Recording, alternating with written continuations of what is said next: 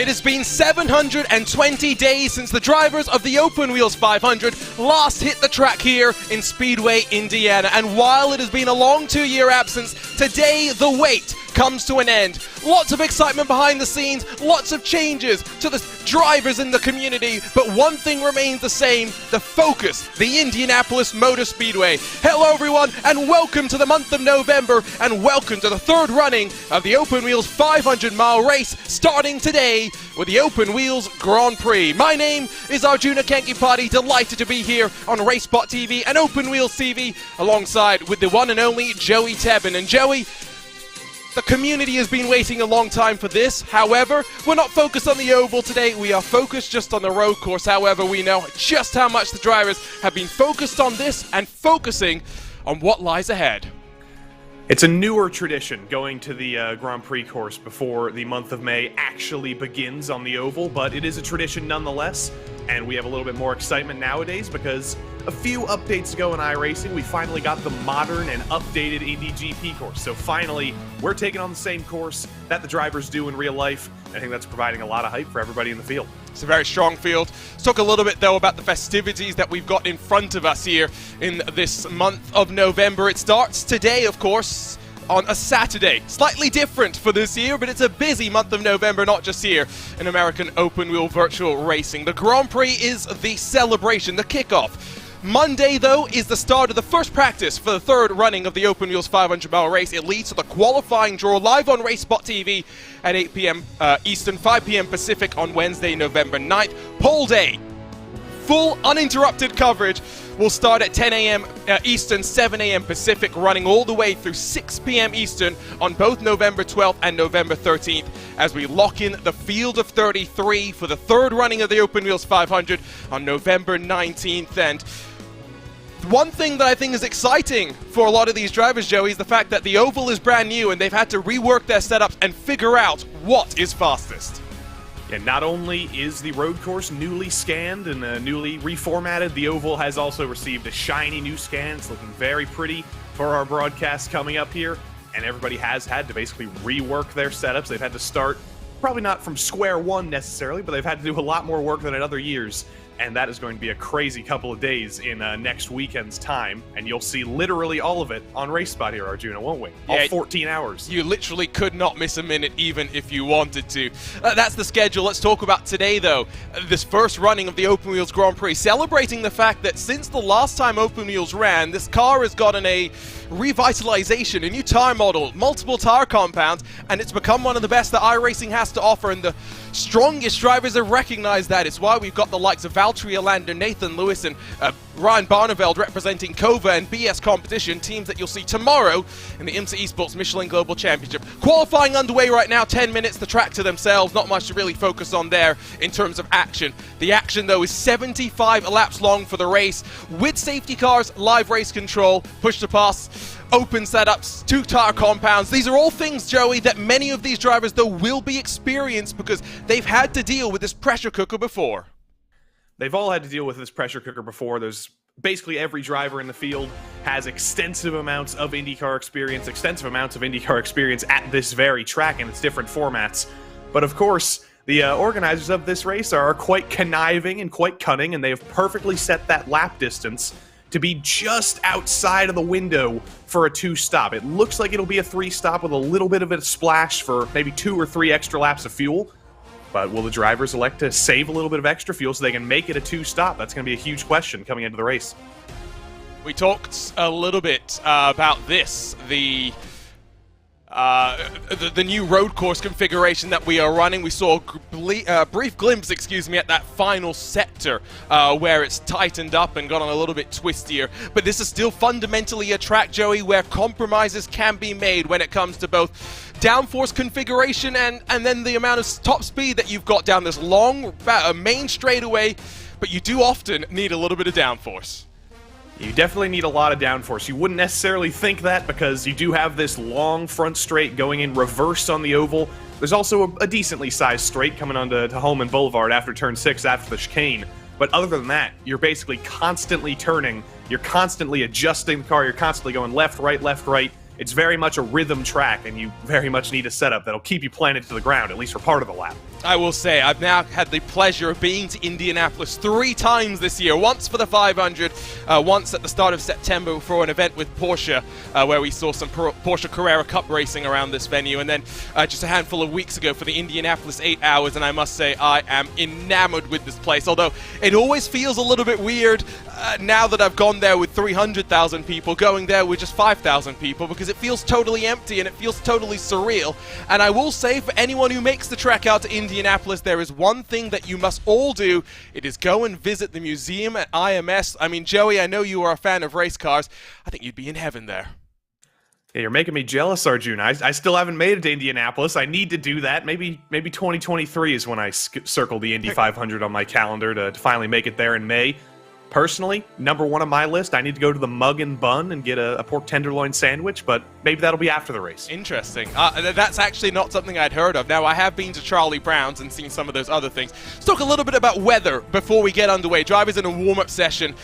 When the green flies, it will switch forward to around 1:45 p.m. However, note the cloud cover. You talked about fuel saving and the potential for that. However, a lot of the expectations for drivers coming into this, Joey, was warm weather, not much cloud cover, and temperatures on track in excess of 45, 50 degrees Celsius. This is a very different complexion to the race, and it will change how drivers think about tire strategy. It will change how drivers think about tire strategy, and for those of you who don't speak Swedish, 38 degrees Celsius is 98.6 degrees Fahrenheit. So this track is body temperature. It's warmer than I think a lot of drivers would like. A lot of drivers prefer a much cooler track, down in the 70s, maybe even the 60s if you're lucky, but it is going to be very, very warm. We'll talk a little bit more about the different tires as well and how the reds are probably going to fall off very, very early. And when you get up into the 100s in track temp, you got to start worrying about those rear tires. It's been a long time coming, 720 days in the making, but we are finally ready to go racing once more here at the Indianapolis Motor Speedway. Yes, the focus, the attention will go on the third running of the Open Wheels 500-mile race. However, today, with a stacked field, we take to the road course for the very first Open Wheels Grand Prix. Let's run you down through the field of 27 as they get ready to run. Here's a look at your Open Wheels starting grid. It's the king of the bricks that's on pole. Maybe it's not a shock to see Brandon Traino at the very front of the field. It's a 109.315 that will see him lead us to the green. Phil Kraus will be alongside 2 fierce competitors, with Phil Kraus having plenty of momentum on his side. Valtteri Orlando, the 2021 ISO WC champion, lines up inside of the Frenchman Antoine Higelin for the Apex Racing team. Nathan Lewis for BS Competition inside of Connor Harrington, former teammates in the Lionheart IndyCar Series, while Ryan Barneveld carries BS plus Turner on his machine after they came off a third-place finish at the Indianapolis 8 Hours. Adam Crane rolls from the outside of row 4. Mitchell Welker will be one to watch. He is flying in that All-American iRacers with Project 276. He's in 9th with the 2022 iRacing Indianapolis 500 winner Christian Steele rounding out the top 10. Van der Sant, the first of the Power Slide drivers, in 11th, with Kevin Burrell alongside Brian Carey and Jacob Oster 13th and 14th spots. Rashad Craig rolls from 15th alongside the Canadian Andrew Kinsella, while David Porcelli, Nicholas Sudik will share row 9. Henry Bennett, Andrew Marquez bookend the top 20. Anders Sandberg and Brendan Lichtenberg 21st and 22nd, while Jesper Ormer, who broke onto the scene in the 2020 Open Wheels 500, lines up 23rd. Rodrigo Franzoni for company on a row 12. Just a handful more drivers. David Soranzo in some Open Wheels colors in the 738 inside of Presley Sora. The Monday Night Racing champion Matt Hollabo will line shotgun at the very tail end of the field of 27 cars. As we get ready to go racing, there is no more spectacular sight than Dallara IR18s ready to go Indianapolis, and the field will roll. And let's get some expectations then, Joey, for what we've got in store for us here today. Well, turn 1 is the big thing that's circled. It's the heaviest braking zone on the track. It's a rolling start as usual here. 27 cars are going to funnel into turn 1. I'm sure in the background we'll see some drivers funneling out 3 wide, 4 wide. And it's critical to get through that pinch point of turn 1 to not lose all the progress you've already made in qualifying instantly and have to make all that up in 74 laps. We'll talk about a couple of storylines heading into this month of November. Of course, remember, 2019 saw Michele Costantini become the very first Open Wheels 500-mile winner. 12 months on, it was Costantini in the fight, but a mistake on pit road gifted it almost into the hands of Powerslide Motorsports, but don't get it wrong. They had the strongest car on that day by a mile. Hugo Olsen would end up the winner on that day. Now, 2 years on, we've had 2 winners. Brandon Traino's here to play. Was not able to compete in our first 2 runnings. By no doubt, is he likely the favorite going into this one. The thing that I'm excited to see, Joey, can anyone pull off the double, winning the Grand Prix here today and then the 500 in 2 weeks' time? It has been done in real life, and that's a new accomplishment that somebody can pick up here. We'll have to, of course, wait 75 laps until we see who wins it. If it's somewhat of an underdog, someone who's unexpected to win, that would be even more of an accomplishment to win the double. But there's so many drivers in this field, you basically can't write any of them off to win tonight. You can't write any of them off to win the Open Wheels 500 in 2 weeks' time as well. So basically just throw a couple dice in a cup, and you might find your winners. Here's a look at the view from the pagoda. I can confirm, because Porsche spoiled me, the pagoda gives you a great view of the action. It would be rather sad sitting on the outside of turn 1 again come the 2023 Indianapolis 500 once again. Let's take another look at the weather conditions.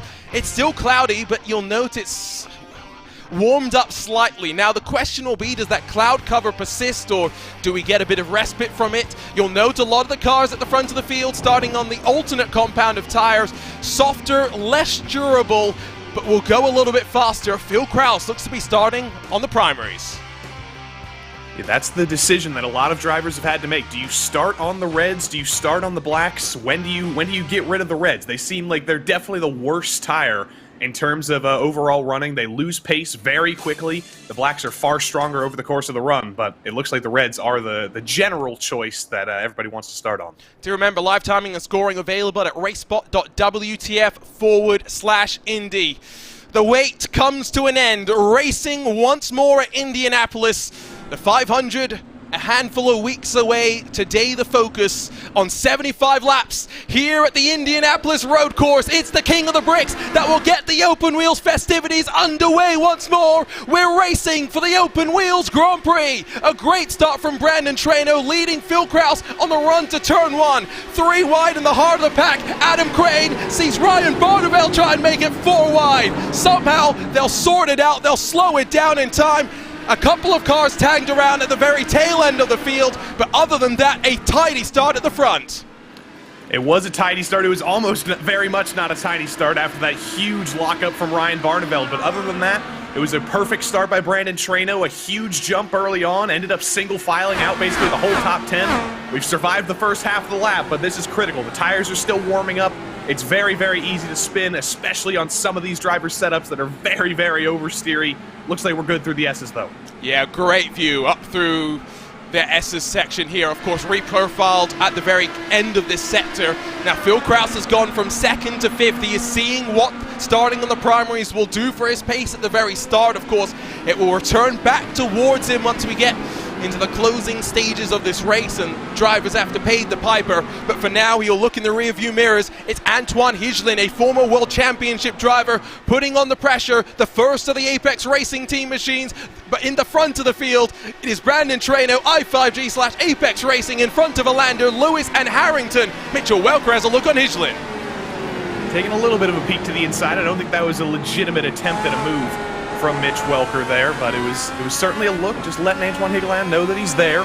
Christian Steele's trying to chase down Adam Crane here through this first sector of the track. It is so tight and twisty. You're just constantly turning. You make one mistake and you get off the rhythm. Interesting that he's able to take a little bit more of a twisty line necessarily through the chicane. He's not straight lining it. He's not hopping that curb. We got trouble in the back already for Henry Bennett as well. I think he was one of our cars mixed up in some of the shenanigans at the start. Other losers include Presley Sora, Nick Sudik, Andrew Marquez, and Jacob Oster. Now, Ryan Barneveld did get in front of Adam Crane, but already we are starting to see a bit of separation building. Left side of the screen, you can see tire compounds in use. It's only Krause and Higelin that are starting on the primaries inside of the top 6, Crane in the top 10 as well. But you can see behind them, there's a sea of drivers starting on the primaries and then a lot more on the alternates. I think this colder weather has very much changed the thinking for drivers. It has changed the thinking for them, but I don't think it's going to necessarily adjust any strategies that much. The cutoff point for the Reds, where the Reds become slower than the Blacks on track, is probably still going to be around lap 10. Maybe it'll be a little bit later because of the colder temperatures. Those tires are going to be struggling on Christian Steele's car, though, because that was a huge lockup into turn 1. He's been able to get by Adam Crane, choking on my own words here, but that was quite a lockup. You don't want to be killing the fronts because you're going to be killing the rears later.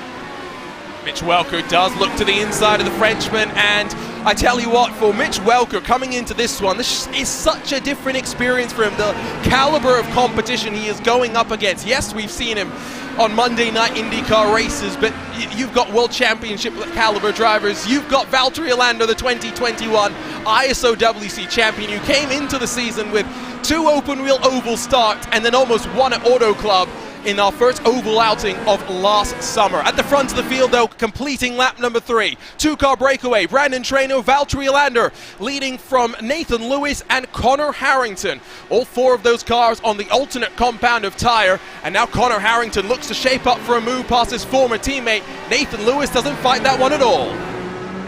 Yeah, no real reason fighting stuff that hard right now, but Lewis is going to try and switch it back here up into turn 3. Puts it to the outside, tries to get a little bit out of the dirty air, I think, just putting his car a little bit further to the left. Not going to be able to do anything, though. There's a front wing off in the background. Brian Carey has lost half of that front wing, and I do have to wonder, did he get into the back of Anders Sandberg there? Is that where he gave up half of his front wing? New paint scheme for Brian Carey here today. Does not seem to have worked out the way that he was wanting. Had come into this one with a lot of practice, and I think then yesterday in some of the free practice sessions that we had, I saw just how much the pace was at the front of the field. Terrible day here for Henry Bennett, but I was talking with him yesterday, had not done much practice, and I was quite clear with him. Like, the reality is here, as much as I love this Open Wheels Grand Prix, the focus will be on the 3rd running of the Open Wheels 500 and trying to win the first major event at this brand new configuration of the Indianapolis Oval. Still definitely a lot of drivers focusing on this event, though, because it is still pretty prestigious to win the Open Wheels Grand Prix. It might be a new event, but you always want to be the first winner of a new event. That'll put you in the history books forever. And a lot of drivers have been putting hours of focus. They've been building their setups. They've been running umpteen amount of laps around this track. Heck, even I had to run a bunch of laps around this track just to prepare for being up here in the broadcast. So there's still definitely a much higher level of preparation for this race than you'd see basically anywhere else. To be fair, some of your practice laps went better than others. I did see that picture of you buried inside a tire wall. Not as anticipated, I gather that portion of the practice went. Let's grab a look at some of the replays, and my word, it was crazy on that run into turn 1. Burrell gets turned by Carey, maybe already had lost part of the front wing. So Jacob Oster taking to the grass, and I'll be honest, I don't know what else happened there. There's a lot of drivers trying to recover, trying to get on the throttle very, very early. You see a bunch of drivers are forced to take to the grass as well. It's easy to be impatient when you're trying to recover from a mistake. You really want to just slam on the throttle instantly, get back on track, but these tires, especially when they're this cold, they do not react well to getting full throttle and getting impatient, and that's what happened with a few drivers out back, but it's far better than it could have been. It's far better than it could have been in lap 1. Ooh, I like this paint scheme, by the way, on Nick Sudik's car. And as Henry Bennett went to pit lane. Now, did Nick just forget which way the track went and sympathy followed Henry there? I get the distinct impression that might have been what happened. I think it was a little bit of target fixation, yeah. Yeah, it's easy. Ron Barneveld, Adam Crane, they battle. And once more, let's remind you of where things cycle out on this tire compound battle, because these weather conditions have very much played it into the hands of the alternate compound of tire. At around 44, 45 degrees Celsius, there is a slight advantage to the primary compound. However, at this point, with the cloud cover not disappearing, you'd have to think drivers are now relishing the chance of having maximum grip from that alternate tire. And you better hope you've got a team of people in the background doing some strategy adjustments. I hope for some of those drivers who race for the bigger teams, they've definitely got people doing the calculations. They're crunching the numbers. They're thinking, do we have to adjust our strategy coming into here? We probably thought we were going to do one thing. Now the weather's a little bit different than we expected. We've got to do another thing. But for people like Mr. Mitchell Welker, he's got one guy doing all of his strategy for that whole team, for him and Matt Hollibaugh. So good luck, Mike. I hope you're having fun figuring out this tire strategy. Down the inside of Phil Krause, and Mitchell Welker continues that roll forward, getting past the champion-elect in the 2022 Lionheart IndyCar Series. Phil Krause has won 11 of 20 races in that series. is a man on fire, and I still think is in a very good spot, but again, confidence for Mitchell Welker must be at an all-time high, now hunting down Nathan Lewis, representing, of course, BS Competition as well. That's Jesper Orman around on the outside of turn 3. If I had to predict, I'd say you probably clip the grass coming into turn 3, which I did so many times in practice. It's so easy to just get a little bit too far to the left. There is a curb there that you can ride, but you get like an inch off of that, and you end up clipping the grass, and you end up spinning that car instantly. Let's see what happened to turn 1 here. So Presley Sora just... Yeah, Presley Sora just locks the rear brakes again. It's so easy to do. When that's the heaviest braking zone in the track, if you accidentally end up at 100% brake, you're going around, and there goes Jesper Orman.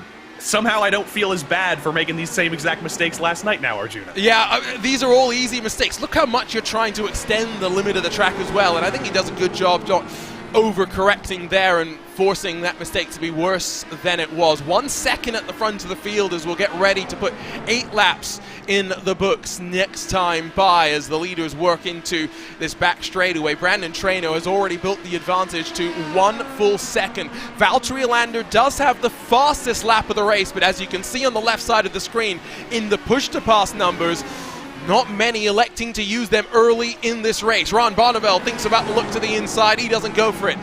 I wanted to talk about the push-to-pass, though, for a reason, Joey, because we talked about fuel saving earlier. Of course, when you use the push-to-pass, you throw a little bit more power out the engine, you use a little bit more fuel. With these cooler conditions, though, I don't think there's anyone who will be thinking about fuel saving. That's one of the things about push-to-pass that you kind of have to realize. When you're learning how to drive this car, it's like, it's not just a magical extra speed button. You're not just getting that speed out of nowhere. You are getting that extra horsepower. That's going to make the car more difficult to drive. It's going to make it more difficult to get in the throttle, and it is going to suck up more of that fuel. So that's another part of the strategy that everybody has to take into consideration. Down the front straight, I think Mitch Welker was just on the push-to-pass there, and he's up to 4th on Nathan Lewis now, who had a real struggle on that last lap. He's been off the rhythm since he got the chicane wrong.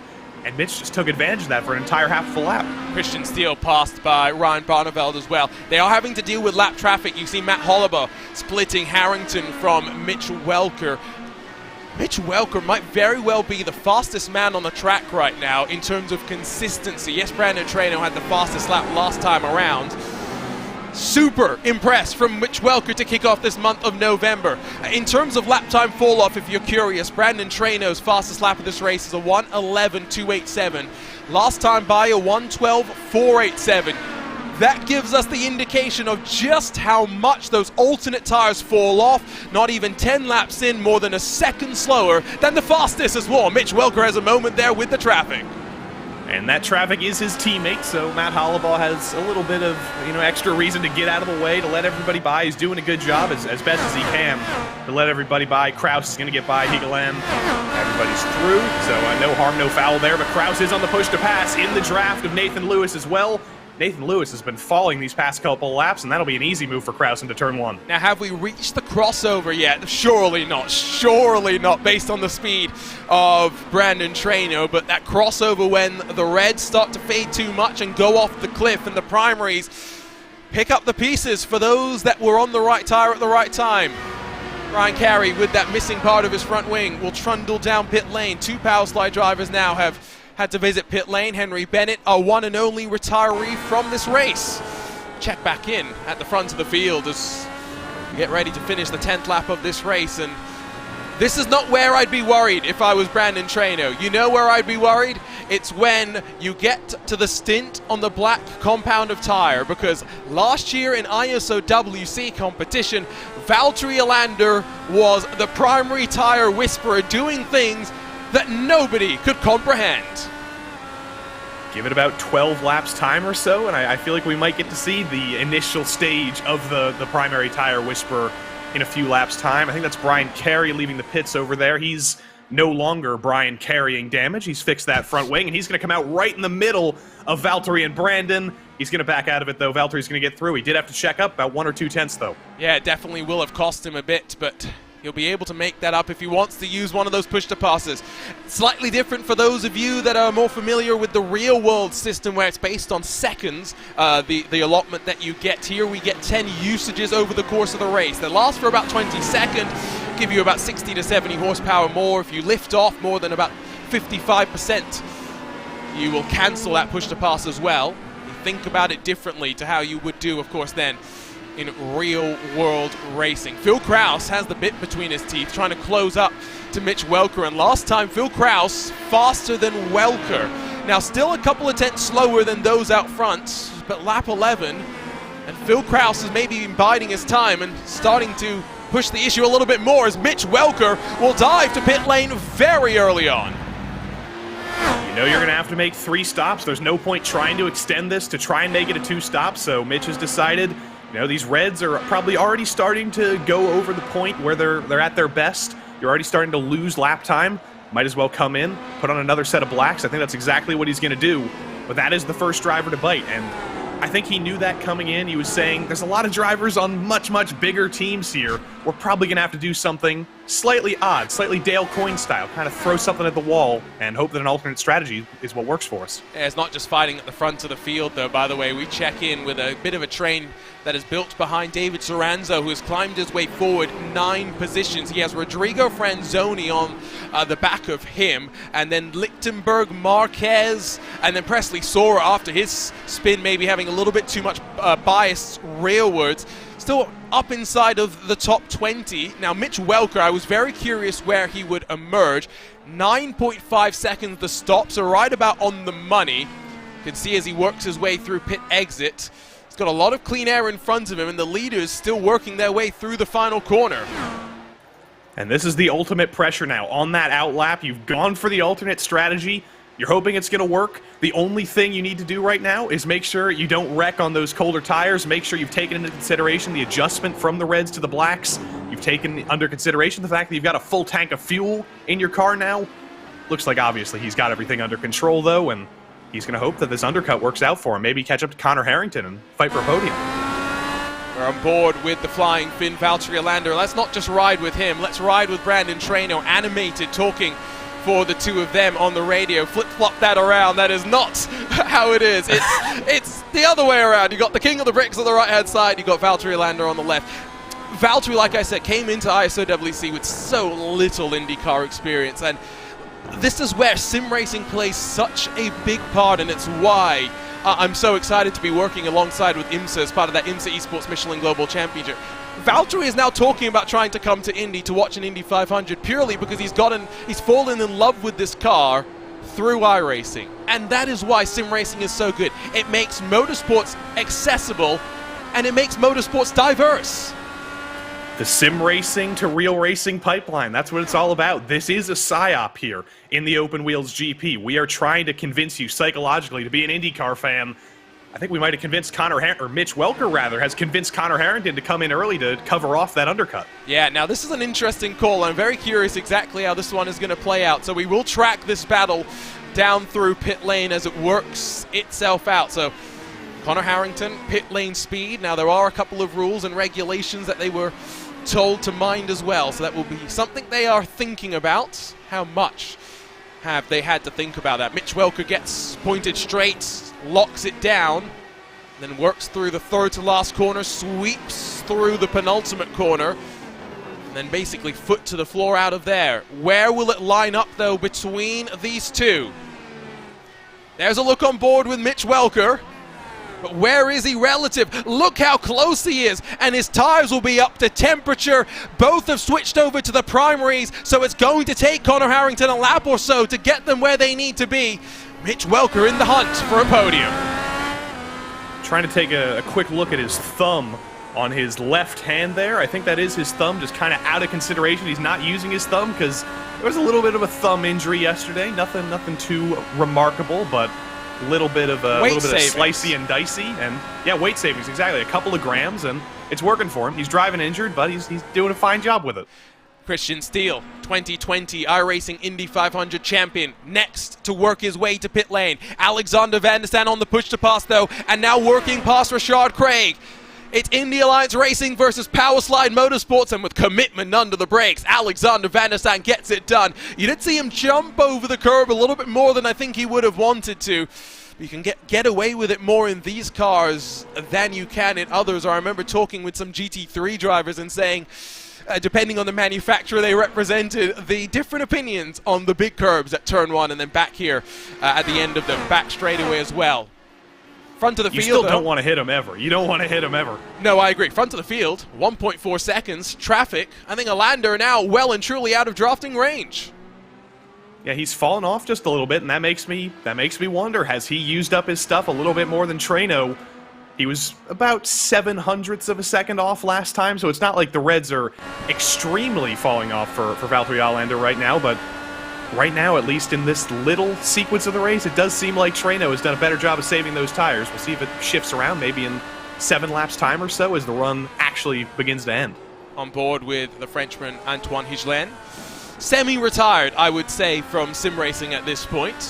But an established name going back to those iRacing Grand Prix Championship Series days.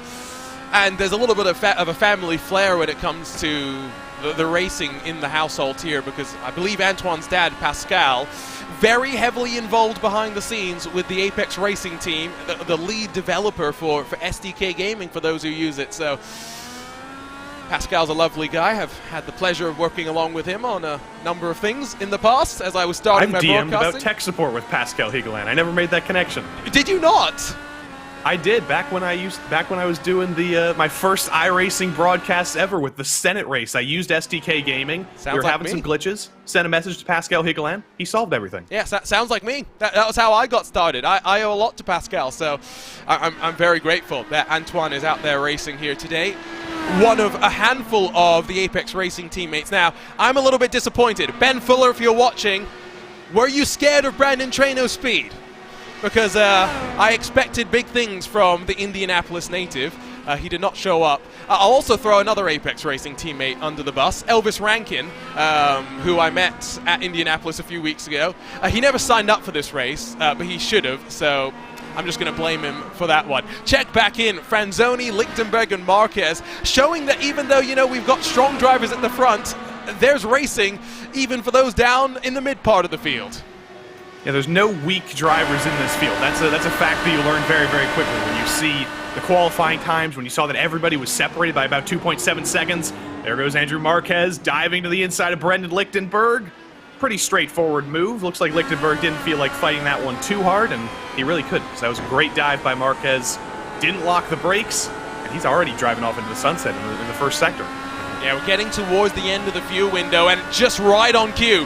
Bang on cue. Brandon Treno blinks and heads to pit lane. Alander will extend. Of course, both of those cars started the race on the alternate compound of tire. Now we see where the strategy games will cycle itself out. And if you're Alander, that's exactly what you have to do right now. You can't just follow Treno in when you've got about 1.5 seconds behind him. You need to pull something of an alternate strategy here. Hope that Treno gets stuck in traffic a little bit further back. I don't think he will. It's about a 44-second pit delta, I think, here. He should find a window between Sudik and Jesper Orman. But if you're Valtteri, you're still staying out, just hoping that Treno gets checked up in traffic. The worm man, Jacob Oster, on pit lane. Coming off a second-place run in the Lionheart IndyCar Series. Brandon Treno, 8.1 seconds, so very short stop. 0.5 second shorter than even what we saw from Connor Harrington. Releases him into some clean air, I do believe, although there's a big puff of smoke. Now, who and what has gone wrong there? I think that was Matt Hollabaugh taking the Ross Chastain exit in turn 1. Okay, well, we'll have to go and pick up what happened to him. Oster now will drop and roll as well. I think he may actually roll one lap down. There, though, comes Valtteri Alander. Earlier than I would have expected, but I guess this is also understandable. He's covering off Treno. He's trying to make sure he doesn't lose too much time on that undercut. Here's Matt Hollabaugh into turn 1. Honestly, that looked like he might have made the corner. I'm kind of dumbfounded there, but he does elect to just be safe, go over in turn 1, take the runoff, and get back out on track. He did say before the race started, expect to see me 5 laps down and spinning a couple times. But don't undersell yourself, Matt. You're on the pace. Yeah, I was also going to say at the end of the day, he was already the last car running, so he doesn't gain an advantage there. I don't think people will be too frustrated. So now race off of pit lane. Who comes out on top in this one? Brandon Treno, Valtteri Alander. Alander waits for the notice to drop and roll. Traino up to speed and already will go past, and I think might even grow the gap with the slight undercut. However, we have the call on strategy that we were kind of waiting for. Alander goes on to the primaries, ignore what it shows on the car. Traino stays on the alternates. Valtteri lost about 7/10 of a second, 7/8 of a second in the pits, so that's what's extended that gap a little bit. But that did not extend the gap by 3.5 seconds. What's done that is literally one lap of undercut by Brandon Traino in clean air, and that has worked out absolutely masterfully for him. But it's gonna have to reverse here, because Valtteri is on the reds here. He's gonna bring that gap down, I can guarantee. But making the move on Traino has been exceptionally difficult. Again, this is where, Joey, you are going to have to get as confused as I was when I first dealt with this. iRacing will show Valtteri as being on the alternate compound of tire, but as you can see on the timing tower, he is actually on the primary tires. It's a visual glitch. The telemetry is the source of truth here.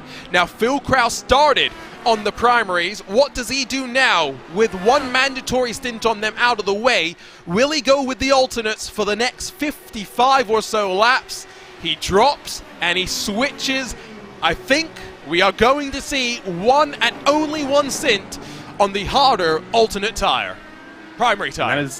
That's absolutely not what we expected coming into this. I was hearing that it's going to be a black tire race. The reds are useful for some instances, but the fact that we do have a slightly cooler track temp, it is still getting hotter on track. The sun is still out, but everybody clearly realizing that the reds are definitely the tire to go with. The alternates, the primary blacks, rather, they still work, but they don't quite have the pace advantage that you thought you might have. David Porcelli, part of that satellite racing program, joined them midway through 2022 on the back of Rashad Craig. Another driver who found a new team midway through the year, now part, of course, of the Indy Alliance Racing program. You can see those teams on the left side of the screen as Porcelli, with some real-world road racing, will think about shoving his way through, leave space. A little bit more than you would see in the real world, but the satellite racing powered by Maradness entry will slide its way on forward. Top 7 cars still yet to come down pit lane, and they've left the rest of the field in the danger zone if the caution were to fly. David Porcelli is flying right now. Last lap he was actually 5/10 slower than Van de Sant, so that's beside the point, but anecdote interrupted. Andrew Marquez has gone flying off into turn 1. I have to imagine he missed that braking zone pretty bad. Yeah, but at the very least, he's got a little bit more stable of a camera. I think the last time we had Marquez cam on broadcast, it was so unstable it shook off on the curb at one point. Connor Harrington, Phil Kraus, now teammates have swapped over. Harrington's on the primary compound of tire, Kraus is on the alternate. They've got Nick Sudik, who's yet to box in front of them. Matt Hollowell lap traffic as well, and this is treacherous, and Nick Sudik says, "Get me out of here, guys." I cannot blame Nick Sudik for getting the heck out of the way there. You don't want to get taken out by a lead lap car. Well, actually, he is a lead lap car, but you get the point. He is racing them. He's racing them on the lap, but he's not racing them for position. Matt Hollowell, though, is a lap down, so he does have more of a reason to actually get the heck out of the way there. Nick Sudik hops the curb as well there. Definitely don't want to be doing that, and he's just going to minimize his losses right now and come down pit lane. And I think basically we're at the end of the fuel window anyway, on to lap 22. This is about to the last lap that we expected drivers to be able to pit. Now Antoine Hijlen with a long pit stop, 9.6, longest of all of those at the front of the field so far. Now where's Mitch Welker in comparison? I think that's the question I was most curious about. Welker will actually lose ground to the Apex Racing Team driver overall, but still probably a net positive for Welker once the 5 at the front of the field work their way down pit lane, beginning with Adam Crane, then Van der Sant, Craig, Sandberg, and Kinsella. Gap between Traino and Alander, of course, growing by virtue of the tire call. Last time by, though, Valtteri Alander was actually a 1/10 of a second quicker. It's going to need to be a little bit more than a 1/10 of a second quicker, though, to bring down a 4-second gap, but I think this is probably deliberate. He's probably been thinking about this. On this stint, there will likely be a slightly expanded gap. I probably won't be fighting with Traino wheel-to-wheel necessarily. He's just waiting for the time when the tires start to switch on, when the black tires work a little bit later on in the stint, and eventually, once we pit again, and potentially again if things go wrong. But yeah, he's got a long way to go. He's thinking long term. I'm just saying, be scared if you are anyone not named Valtteri Alander heading into the Open Wheels 500. I think he had a lot higher expectations of himself going into the iRacing Indy 500 this May. It just turned out that i5G turned up with the best car of them all and dominated that race in a race that was already difficult enough to pass in. We, of course, saw the speed in qualifying in that pressure cooker of a scenario from Alander during ISOWC last year. Ended up in the Fast 9 and then on the front row, if I remember correctly, as well. That's one of the joys of this qualifying that we'll have in a week's time. Yes, we'll have, 14 hours of coverage, but each driver only gets 3 runs across both days. We'll have over 80 drivers lined up trying to make the field of 33. And even talking with Zach Campbell, a driver that has experienced the heights of sim racing, he still tells me that one of the highest pressure scenarios he's ever been in was trying to qualify for the Open Wheels 500. It is extremely high pressure, even when you're qualifying for the regular old iRacing Indy 500, even when you're in the third split like me, it is extremely tense when you're trying to squeeze out every last thousandth of a second. Ryan Barneveld actually just clipped the grass there through the final corner, trying to put Matt Hollabaugh a lap down. He's lucky he got away with that, but that was very, very dicey. You don't want to be on the outside through the final corner ever, basically, because it will spit you into that very badly placed grass. I think the other thing that we should kind of talk about here is it's the battle of the teammates. Yes, they're slightly different liveries. You got BS Turner versus BS Competition, but it very much is Nathan Lewis versus Ryan Barneveld. Now, I don't know how many times these two have shared a car in endurance racing, because usually when I see them, they are paired up with other drivers, but there will be some friendly rivalry, that is for sure, between the two of them. Of course, both these drivers came into this one with some experience of the car. Nathan Lewis had half a season in the Lionheart IndyCar Series. Ryan Barneveld has competed in the VCO Esports Racing League and the VCO Infinity, where we featured the Stellara IR18, but it's a very different kettle of fish in a fixed setup competition versus an open setup competition. And I think Ryan Barneveld, the thing that he's been messaging me the most over the last handful of weeks is, where's the Hyperdoc, Arjuna? Can you send me that? I just saw a message from Marshall Stanley, who is on the entry list for tonight. He said or for this afternoon, not even close to tonight yet, but he said he overslept his alarm and he couldn't make it. So shame on you, Marshall Stanley. I know you're watching the broadcast. I hope you're here for qualifying. And what a dive for Barneveld to turn 1 there. I guess there's no more shame for Marshall Stanley now, because that was spectacular. That was fantastic. And people know that I am hashtag not biased towards BS Turner. I have definitely not received many nice tweets from the team at Turner Motorsports over my handful of years in commentary. And I've actually now got to sit behind one of their cars, or rather sit next to one of their cars for a moment or two. That was quite fun. I bought one of my Turner burrito blankets, so yes, hashtag I am a Turner fan. It's quite. I enjoy having the BS Turner livery. When Ryan told me that he was going to be running those colors yesterday, I got quite excited. Tire compound on the left once again as we exit the final cycle of pit stops with Crane, Van der Sande, and Kinsella going 26 laps. They're trying as hard as they can to save as much fuel as possible. But you can see how many drivers are now using this first stint after the pit stops to switch over to the primaries. Connor Harrington is struggling at this point. It's the Apex Racing 18 that works his way forward to 4th.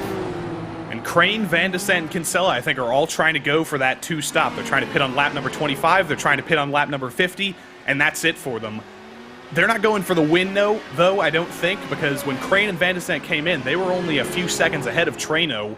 So they're not going to cycle out in the win if they do go for a 2-stop, but I think they're just trying to take a few extra spots. They don't want to finish where they are right now, 12th and 15th and 16th. They could probably get a top 10 with that 2-stop, and that's what they're aiming for. So what does Mitch Welker think now when he's got Ryan Barneveld and Nathan Lewis behind him? 8,957 iRating, 8,971 iRating, up against 3,855. You were practicing with Mitch yesterday, weren't you, Joey? I mean, just talk to us what it means for some of these drivers. Even someone like Kevin Burrell was saying just how exciting it is for him to be able to compete in a caliber of field like this. Well, 3,000, what did you say Mitch's iRating was? I don't even remember. 3,855. I have a high iRating than Mitch Welker is what we're trying to say. Yeah, that tells you how much iRating means if Arjuna has a higher iRating than Mitch right now, because he definitely oversteps his I-rating expectations. He does a lot of league racing. That's where he's really taken into this IndyCar. That's where he's really done a lot of his best work. Oh dear. That's cold tires for you. Regardless of cold tires, I still want to know how you managed to crash there. Poor Alexander Van der Sat. His teammate's going to throw him right under the bus here in the RaceSpotTV commentary booth. He's just trying to hug it too tight. Yep. Hugging it too tight on cold black tires. I think he might have been on push to pass as well. And that gave him a little bit of extra. No, he wasn't on push to pass. But, whoop, there it is. Exit of the corner. There's no saving that once it goes around, but that's what happens when maybe you overheat the tires a little bit on the exit, and he's got to make sure he doesn't get stuck in the endless cycle of overheating, because there's a lot of corners on this track where that will bite him again. And it goes back to those weather conditions once again. Whoa, okay. Now this is something I did not see coming as Mitch Welker chops the nose down of Ryan Barneveld's Zebra. Track temperature has gotten up to 44 degrees Celsius, and this was about that magic temperature point where the black primary tires would actually be marginally quicker over the course of the run. Suddenly, the drivers that started on alternate at the very start of this race may just have the biggest smiles of the field. Barneveld tried to go for his favorite move, diving it into turn one. Wasn't quite alongside, though. I was worried for a second there was about to be front wing contact to Mitch's rear end there, but Barneveld was just barely safe there. But he's very, very hungry. Mitch is probably getting a little bit worried right now. He'd probably be best off, honestly, just letting Barneveld go, because he is proving that he is very, very aggressive in that Turner Motorsports entry, and he's going to get by. It's only a matter of time. Yeah, like you say, sometimes discretion is just the better part of valor.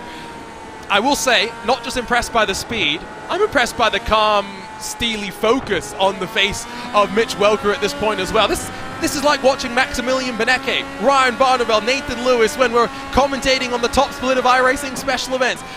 This is, I think, exactly what you want from these sort of races, those learning opportunities, these wheel-to-wheel battles, those moments that you can only get when you're racing out on track against the top level of competition. It's kind of similar to when we talk about multi-class traffic and managing that. It's a skill that you can only learn by doing. Now, Ryan Barneveld does not seem to have found the push-to-pass button yet, because he still has all 10 left. Mitch Welker will try and cover him off. Again, Barneveld will squiggle his way to the inside. Mitch Welker has the widest Solara IR18 in all of Speedway Indiana. And he has just proved me wrong there. I didn't think he was going to fight with Barneveld that hard, but he's clearly intended to stick with P6 right now. He is going to fight this with everything he can.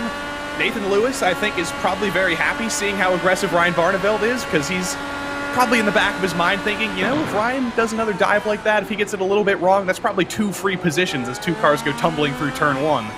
But he's just watching the festivities right now, probably hanging a little bit back and hoping that the door opens up for him.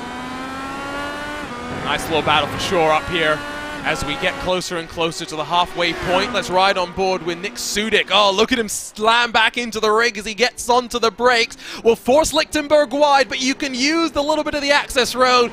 Eventually, though, the Team Watson Racing entry will grab the inside spot, and Nick Sudik works his way back up into the top 20.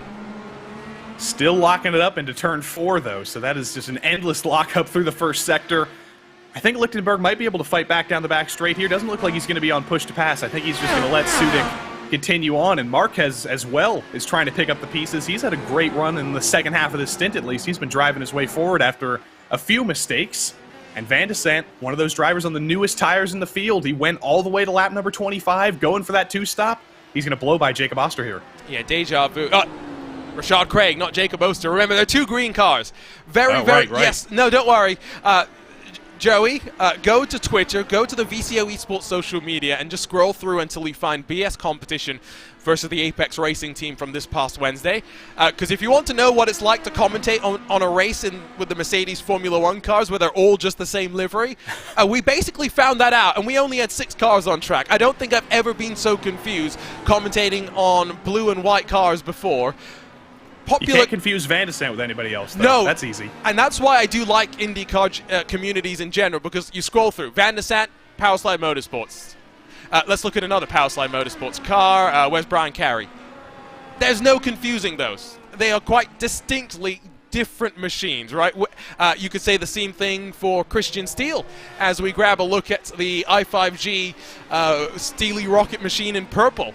Clearly purple, and then if you go over to Jacob Oster, it's green and gold. Commentators aren't smart, so make it easy. I think gold and green. Those are Australian colors. Jacob Oster, unfortunately not Australian, but, you know. Where has Brandon Traino lost part of his front wing?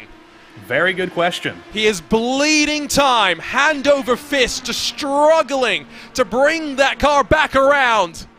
My word, drama for Brandon Traino, who looked on course to dominate on his way to victory lane. He will dive to pit lane, and it looks like it was lap traffic.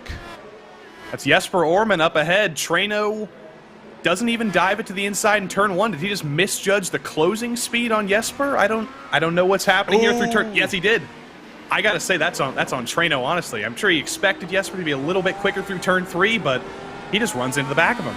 Yeah, he does make the mistake, and yeah, I mean, I can see where you're coming from, but I can also understand why Brandon Traino is going to be a little bit frustrated by that now. In the cycle of the race, this is not maybe that disastrous, because they were basically halfway already through the run. The question will be, what can Brandon Traino do to make lemonade from lemons? The biggest hurt here is going to be that gap to Valtteri Allander is completely gone now. He had like a 4-second gap that he was nursing. That was completely erased by the time that Traino came into the pits. And also, I'm looking at the front wing of the 76 of Mitch Welker here. Apparently there's a little bit of front wing damage on the front end of that car. I don't know where that could have come from. I didn't see him make any contact with anybody unless he just clipped a curb really hard. It looks fine on my end, but apparently there is a little bit of damage that's being nursed right now. I see a couple scuffs, but nothing too bad. Yeah, I see the scuffs on the left side, and I just wonder, this is maybe where he gets it. Just look how close to the wall they get. We'll talk, I tell you what, let's ride around for a lap on board with Ryan Barneveld, because I think it will give us a good experience of what dirty air is like, and then we can see the perspective from that. Around the Indianapolis Motor Speedway, just around 2.5 miles. Come across the yard of bricks, heading of course in the wrong direction, and spot your braking zone on the left. Just about the 400 meters where you'll think about slamming down and working through the gears. Keep it tight to the right side to try and sweep through turn 2, and then onto the power as early as possible and carry your momentum forward. Now this corner is important as you work onto the back straightaway, because you fling yourselves directly into a chicane. Look how much of the curb they use, look how much of the runoff they use as well, maximizing the speed down the straight. Another hard braking zone, this time all the way down into second gear for a lot of cars, again avoiding the inside curb, and now just maintain throttle through the S's. Not a sharp 90 degree through this first part. So crucial, of course, to get the exit here, this reprofiled turn 10, as you work back onto the oval. Set up on the left and get braking when it's straight, because that will mean you can brake most effectively. Sweep to the right into the penultimate corner, because it's about maintaining the momentum through the final corner. And Mitch Welker will blink and head down to pit road for the second time in the race. Probably looking at what Brandon Traino did, thinking about, you know what, if it's working for him unintentionally with front wing damage, it might work for me as well. So he's going to come down into pit lane. When we were riding on board with Ryan Barneveld, by the way, I was noticing that car is not struggling at all. There is no understeer, there's no oversteer. He's done a very good job of maintaining those tires, which is honestly kind of a surprise with how aggressive he was being attacking Mitch there, and falling off at the end of the run as well. But he's done a great job. Of course, I shouldn't be surprised that a driver of a team like BS Turner is good at saving their tires, but that looked very, very tidy. It did look very, very tidy. So, about to get to the halfway marker, and the dominant driver so far is now on the back foot. By no means out of it. See, suggestion in the YouTube chat that Crane will win if it is a fuel-saving game from here. He runs 21 seconds back from Valtteri Allander, and you know what? That is not the worst call in the world. Pit stops here seem to be around 50-plus seconds from cone to cone. I think the delta is slightly shorter than that, maybe about 45, 46 seconds. If Crane has lost 20 seconds halfway through this race, I think he may still be in with a chance of winning this one. He's in with a chance, but But that's all I'll say, because we saw when him and Van de Sant came in at the end of the first run, Treno was like within touching distance of them. There was only a few seconds back. I don't remember the exact gap, but I support the run. I support the move for Crane and for Van de Sant and for Kinsella, all to go for an alternate strategy. He almost just threw it away there. Excellent save, but he clipped the grass in the exit of turn 3 again. Commentators' curses and iRacing RaceSpot broadcast for IndyCars. Do they go hand in hand together or what? I don't think it's a curse if he saved it, though. I think we're good. Well, change of underwear ordered to pit stall 29. My heart rate's gone up just watching that. I can't imagine what Adam Crane is thinking from behind the wheel. Has been focusing more energy on sim racing lately, not just as a competitor, but behind the scenes with some interesting things as well, as Connor Harrington comes to pit road. So Brandon Treno has lost about 5 seconds by virtue of having to change the front wing. Is that the only penalty that he will really suffer by virtue of that of the damage? Remember, he was about 4 seconds clear of a lander by the time the damage really occurred. Yeah, I think that is the only damage he's going to suffer from. And he's in completely clean air right now. Coming into the pits early did not hurt him because he's not stuck in traffic. Rashad Craig is about 7 seconds ahead of him. Sandberg is about 8 seconds behind. He's running completely on his lonesome on the track right now. He's running in completely clean air. Treno can just run qualifying laps right now, and he should be able to make up basically all of that gap he lost with the damage. Yeah, and there you see the traffic that Alander is having to work through as he dives into those final 3 or so corners. Remember, he is not on the alternates. He is on the primary compound of tire, will extend as long as feasible. Oh, we've got some fun going on here in Indianapolis to kick off the month of November. It's cooled down once more, and these unpredictabilities, these variations in weather conditions are what makes this such a exciting and confusing race for the drivers and for us alike. Yeah, the cloud cover is really blown in here. It's blown in from Terre Haute, and it's covering the track. There's still a little bit of blue skies, but it is very, very gray. It is getting very, very cloudy. If this was about a year from now, I'd be thinking it was getting ready to start to rain, Arjun. Christian Steele, next car down on pit road. Yeah, it's a very different sort of an environment to what we had this year for the Indianapolis 500, where it was toasty, to say the very least.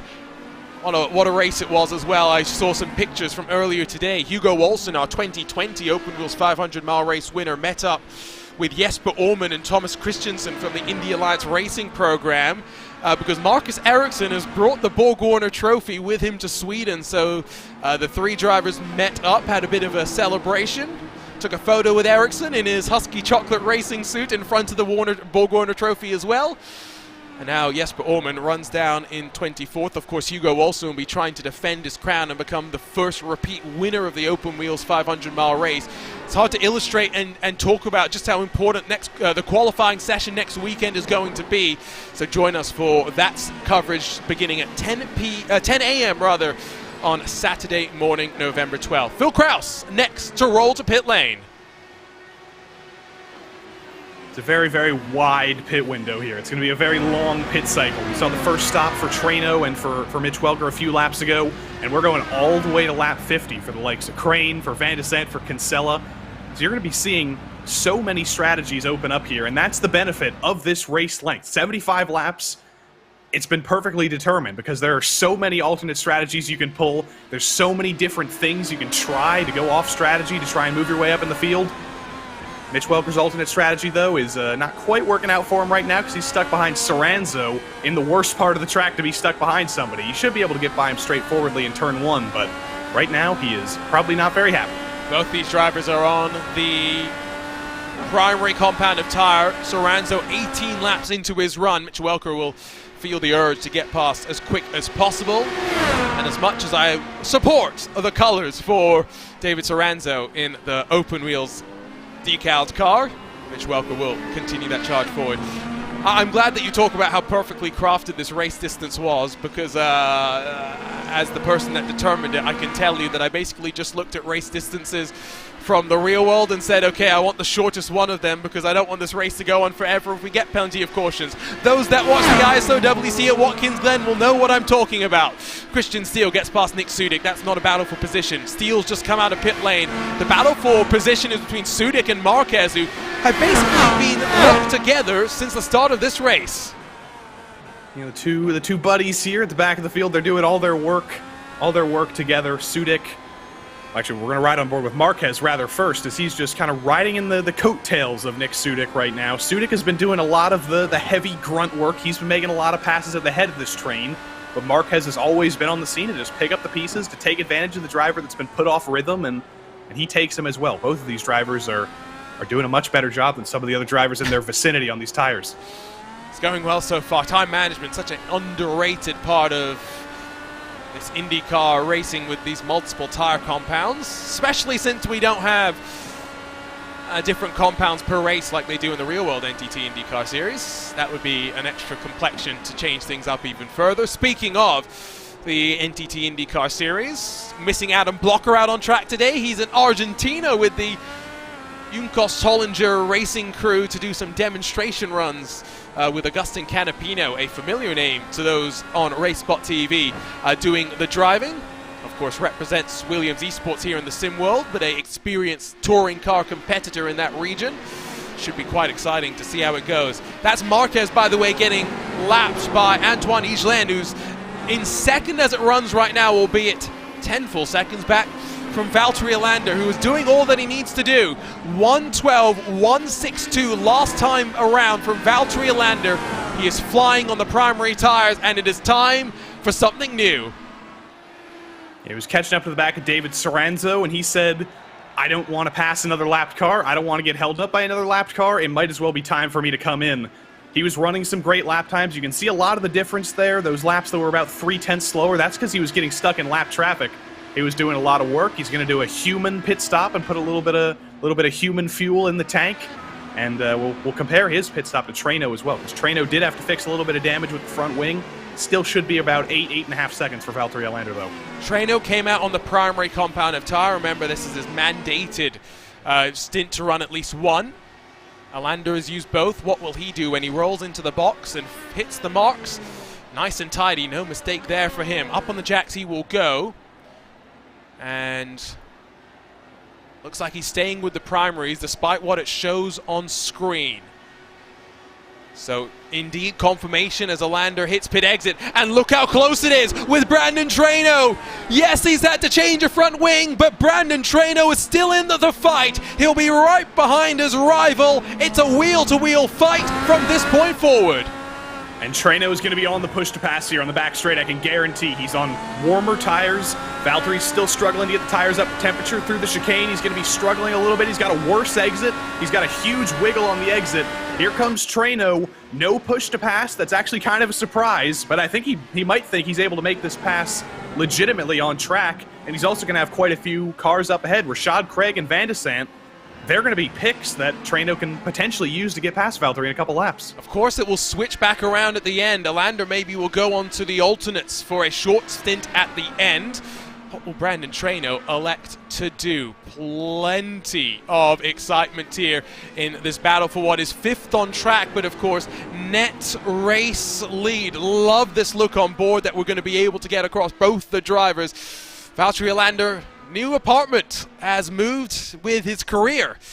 Since he won his ISO WC championship, we don't see the custom diecast that he got as the championship trophy for that. You do see Brandon Treno with some Indianapolis Motor Speedway things up on the wall behind him.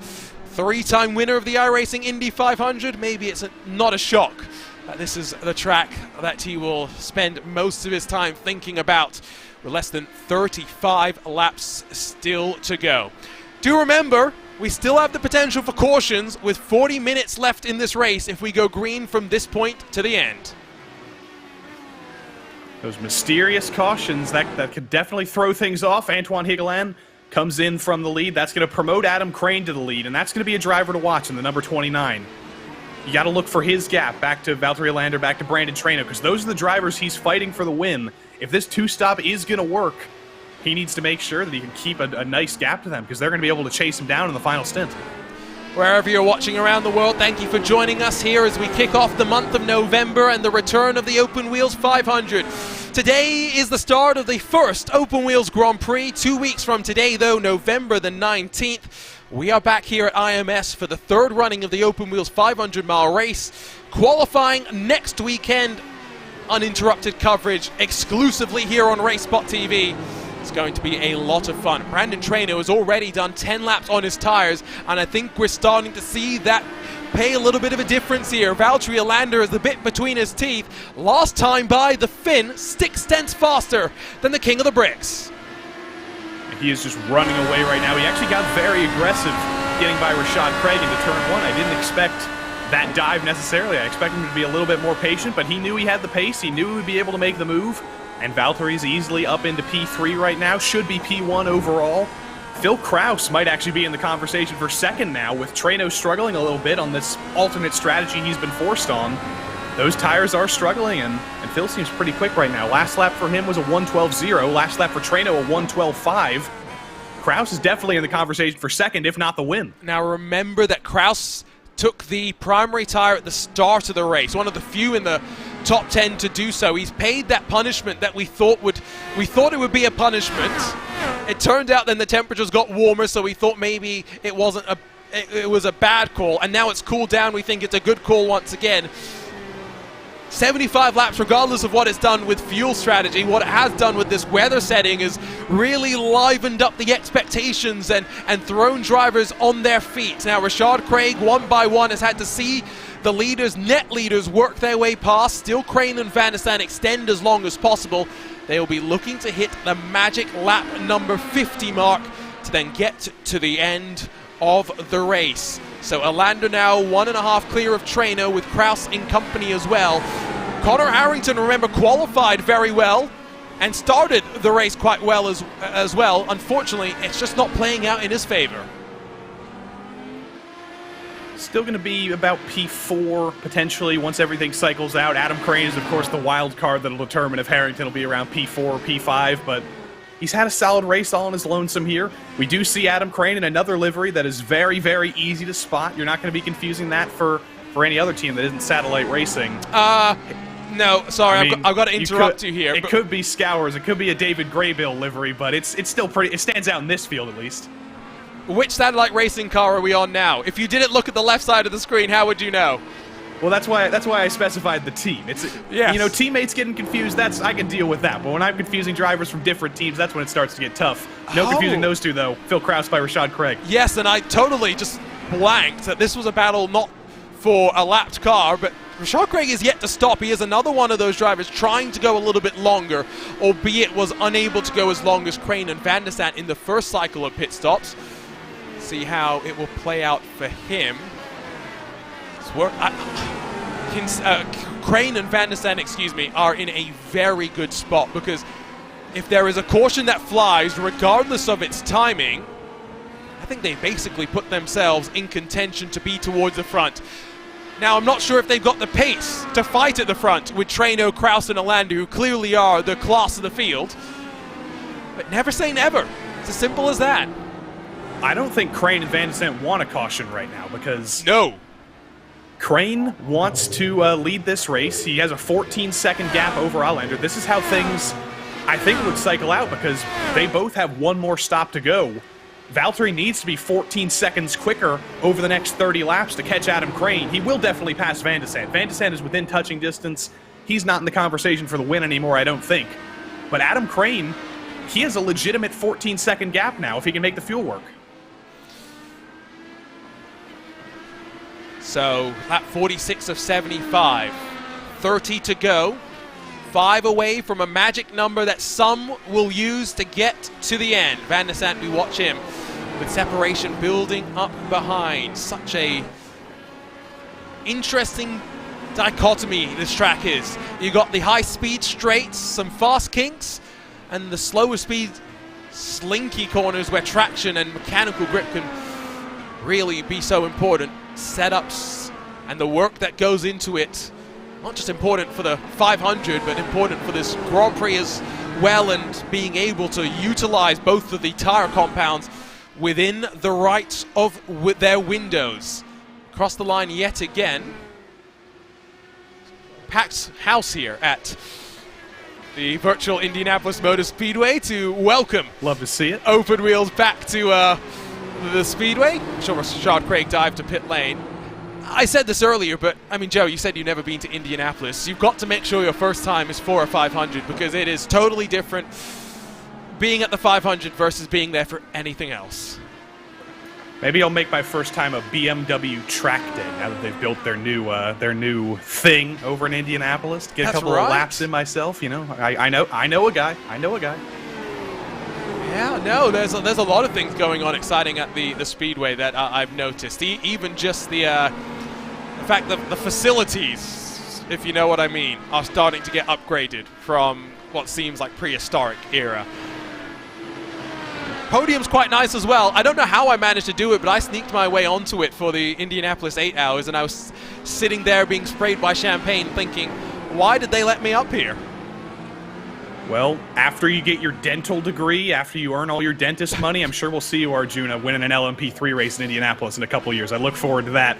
But just on the topic of this actual racetrack, this GP course, the reason I think it works so well for racing is because it was designed by the drivers. When IndyCar came here in 2014 for the first time to run the Grand Prix in the month of May, they went to drivers like Tony Kanaan. They said, the infield road course we ran for F1 a couple years ago, it was fine, it did the job, but nobody was really happy with it. There were a lot of tight sections, it didn't really race very well. So they went to the drivers, they asked, what's going to race well in an IndyCar? What do you think you want to drive? What do you think will allow you to race well with your fellow drivers? And they came up with this, and I think they were very successful. I didn't actually know that, I'll be honest. So, I find that quite interesting, and I'm not surprised that Tony Kanaan had some good input. Very, very wise figure when it comes to all things racing. You mentioned IMSA and stuff coming here. Of course, that's next year, the return of IMSA to the Indianapolis Motor Speedway, the battle on the bricks. Tomorrow, you get a virtual preview of it, though, round 3. Of the 2022 IMSA Esports Michelin Global Championship powered by VCO heads here to IMS. It will be live at 2 p.m. Eastern with the green flag. Pre-show begins at 1:40 p.m. Eastern. Should be a lot of fun. Should be entertaining. Catch it on the VCO Esports channels as well as on iRacing Esports Network. Myself, Arjuna Kankipati, along with Lewis McLeod in the comms box, and then Ewan O'Leary scurrying around for us down on pit lane. What fun it has been for us to have him add just another dimension to the broadcast. Alexander Van der Sande, I think, has felt the pressure from behind because he's picked up the pace the last couple of laps and has closed the gap to Adam Crane at the front of the field. But still remember, Van der Sande has got to go at least one lap more after this. I'm honestly surprised that Van der Sande has been as good as he has in holding off the 77 behind him. I expected him to be a sitting duck. I expected Valtteri and Treno to take care of him very easily, but they have not been able to do so. Van der Sande has been great on defense. Valtteri Allander's tires, I think, have been going off just a little bit, as have Treno's. They're both like a couple tenths of a lap quicker than Van der Sande every single time, but that's not enough to make the move. Riding on board with the king of the bricks. You mentioned earlier Ryan Bonneville clipping the grass. You see just how wide they swing. Scrub as little momentum off as possible by using as little steering lock as possible. You can see the gap is built to Phil Kraus. His primary starting to give up the ghost. Let's grab a look at those conditions. It's slightly ticked up, but maybe not as much as I would have thought. Not exactly sure why Kraus is struggling so much, at least just now. The weather's been very bipolar today with this odd cloud cover, these dynamic skies. There's been huge cloud cover. It's been completely dark. It's brought the track temp down into the 30 degrees Celsius. And it's also been very, very hot. It's gotten as high as 111 degrees Fahrenheit a little bit earlier, and it is tracking up there as well. Adam Crane doesn't seem to be struggling with the track temps, though. He has been rock solid. Well, as I say that, I got to stop saying things about Adam Crane. Last time I said things about him, he almost lost in turn 3, and he does come in with 26 laps to go, though. I'm worried. Could he be one lap short? I think this is okay, because it'll click over, of course, remember, to 25 to go at the line. Crane has done 25 laps on the alternate compound of tire. Remarkable. Now we will have to see Van der Sant do that. We'll see how it plays out for him. And this is the call for making that decision. Now, there has been drama on the track. Now, let's see if we can pick up what's happened here immediately. On board with Nathan Lewis, who gets absolutely clobbered by Andrew Marquez. A bit of lap traffic there. Yeah, just got clobbered by Marquez trying to come over to the left there. That was, I believe that was a lapped car to Nathan Lewis. And Birrell throws it off the road as well. He was just... I don't think Marquez was looking at his mirrors necessarily. He didn't expect Lewis to be coming on that quickly. And then right after that happens, Birrell throws it off the road, and Marquez target fixates on him and throws it off the road in turn 10 as well. So just a chaotic sequence of corners for all those drivers, and Nathan Lewis got the worst of it. He's still on pit lane. He had to tow. Adam Crane is back out on track and 34 seconds away from your race leader. If the delta is to be believed, at around 45 seconds, Valtteri Alander has 25 laps to find 10 seconds along with Brandon Traino if they want to get this done on track. Now, for those wondering why Nathan Lewis's accident did not bring out a safety car, well, did you notice where he pulled his car off the track? He pulled it off to a point where it could have been recovered safely. We stay green, and a change for the race lead. After Brandon Traino lost part of his front wing through lap traffic, he has fought his way back, and with 24 to go, Brandon Traino leads at the speedway once more. See if Valtteri can fight back here. He is very, very close. He almost gets to the back of Traino in turn 4. It's difficult to follow through the chicane here. Valtteri does very well. He's only 2/10 behind. Is he going to get on the push to pass? I would have expected him to retake the lead, but he doesn't. He thinks he's going to retake the lead the old-fashioned way. Not going to dive to the inside at the end of Holman Boulevard, though. He's going to keep in tow. I have to imagine, though, if he can stick with Traino onto the front straight, he's got to use one of those push to passes. See how it plays out now. Alander may be banking them for the end when he can go a little bit wild and loose with them. Two different trains of thought. You got the Yao Vaz approach, as we dubbed it in 2021. Burn all your push to passes at the very start of the race. Then you have the Adam Blocker approach. Run away, don't need the push to passes, and use them at the end in party mode to go for the fastest lap of the race. Fastest lap currently stands with Valtteri Alander, but Brandon Traino has the bit between his teeth and is looking to pull away at the front of the field with 23 to go in the Open Wheels Grand Prix. Still no push to pass from Valtteri there. I think he's just keeping him under pressure. He's going to ride potentially within about a second of Brandon Traino. I don't think he'll fall back any more than that. And both of these drivers do have to make an extra stop. That is critical. So Valtteri's clearly thinking, if I can't make this move on track, I'm thinking to that stop whenever it comes, maybe with only a few laps to go. Maybe I put on the red tires. Traino struggles a little bit more on them, and that's when I can get by. But right now, he doesn't seem that intent to make a move, because I would have expected him to use one of his push passes. I think just stay within drafting range. That is going to be the crucial thing, as we've lost a car off the track. Andrew Kinsella's day will come to an end. RaceSpot's own Andrew Kinsella will see his day come to an end. Now this might be a high-speed one. He clipped the grass. I feel so bad for you, Andrew Kinsella. I did that so many times last night. I got yelled at. I was told, stop clipping the grass, stop clipping the grass, and the caution is out. The caution is out. I don't know if that was for Kinsella, but it is out. Yep, it was for Kinsella. Car crashed in a dangerous place, and the caution will fly for the first time in the Open Wheels Grand Prix. Perfect timing, by the way, because it will pick up the leaders, but suddenly all those fuel mileage games will come to a close. Yep, Adam Crane says, curse you, caution gods. That was working out perfectly for me. Everybody's going to pack up now, and it will be something like a 19-18 lap sprint to the finish now. I have to imagine... I don't actually know what the tire to go for would be. The reds would be good early on, but they're going to fall off. An 18-lap stint is not the longest stint in the world, but I have to imagine everybody's going to go for the primary black tires. I have to imagine. So let's look at Kinsella again, so I can feel worse about doing that myself last night. Yeah, I think just a reminder for why they think this is a justified caution. Whee! You remember we rode on board with Barneveld earlier, and I was talking about just how much of the curb drivers were using? Yeah, that's why you can't use so much of the curb. Yeah, that's using more than the curb. That's being a little bit lazy, going a little bit further to the left, and it's so easy to do. It's almost a blind corner because there's a tiny little bit of elevation change. The curb is completely flat. If you turn in a little bit too early, you do clip that grass, and there's absolutely no chance of saving it. Once you do that, you're dead. You've already signed your death certificate, and there is a very, very hard wall there. Kinsella met it, I met it, and I'm sure somebody else is probably going to meet it once we restart here because it's going to get crazy.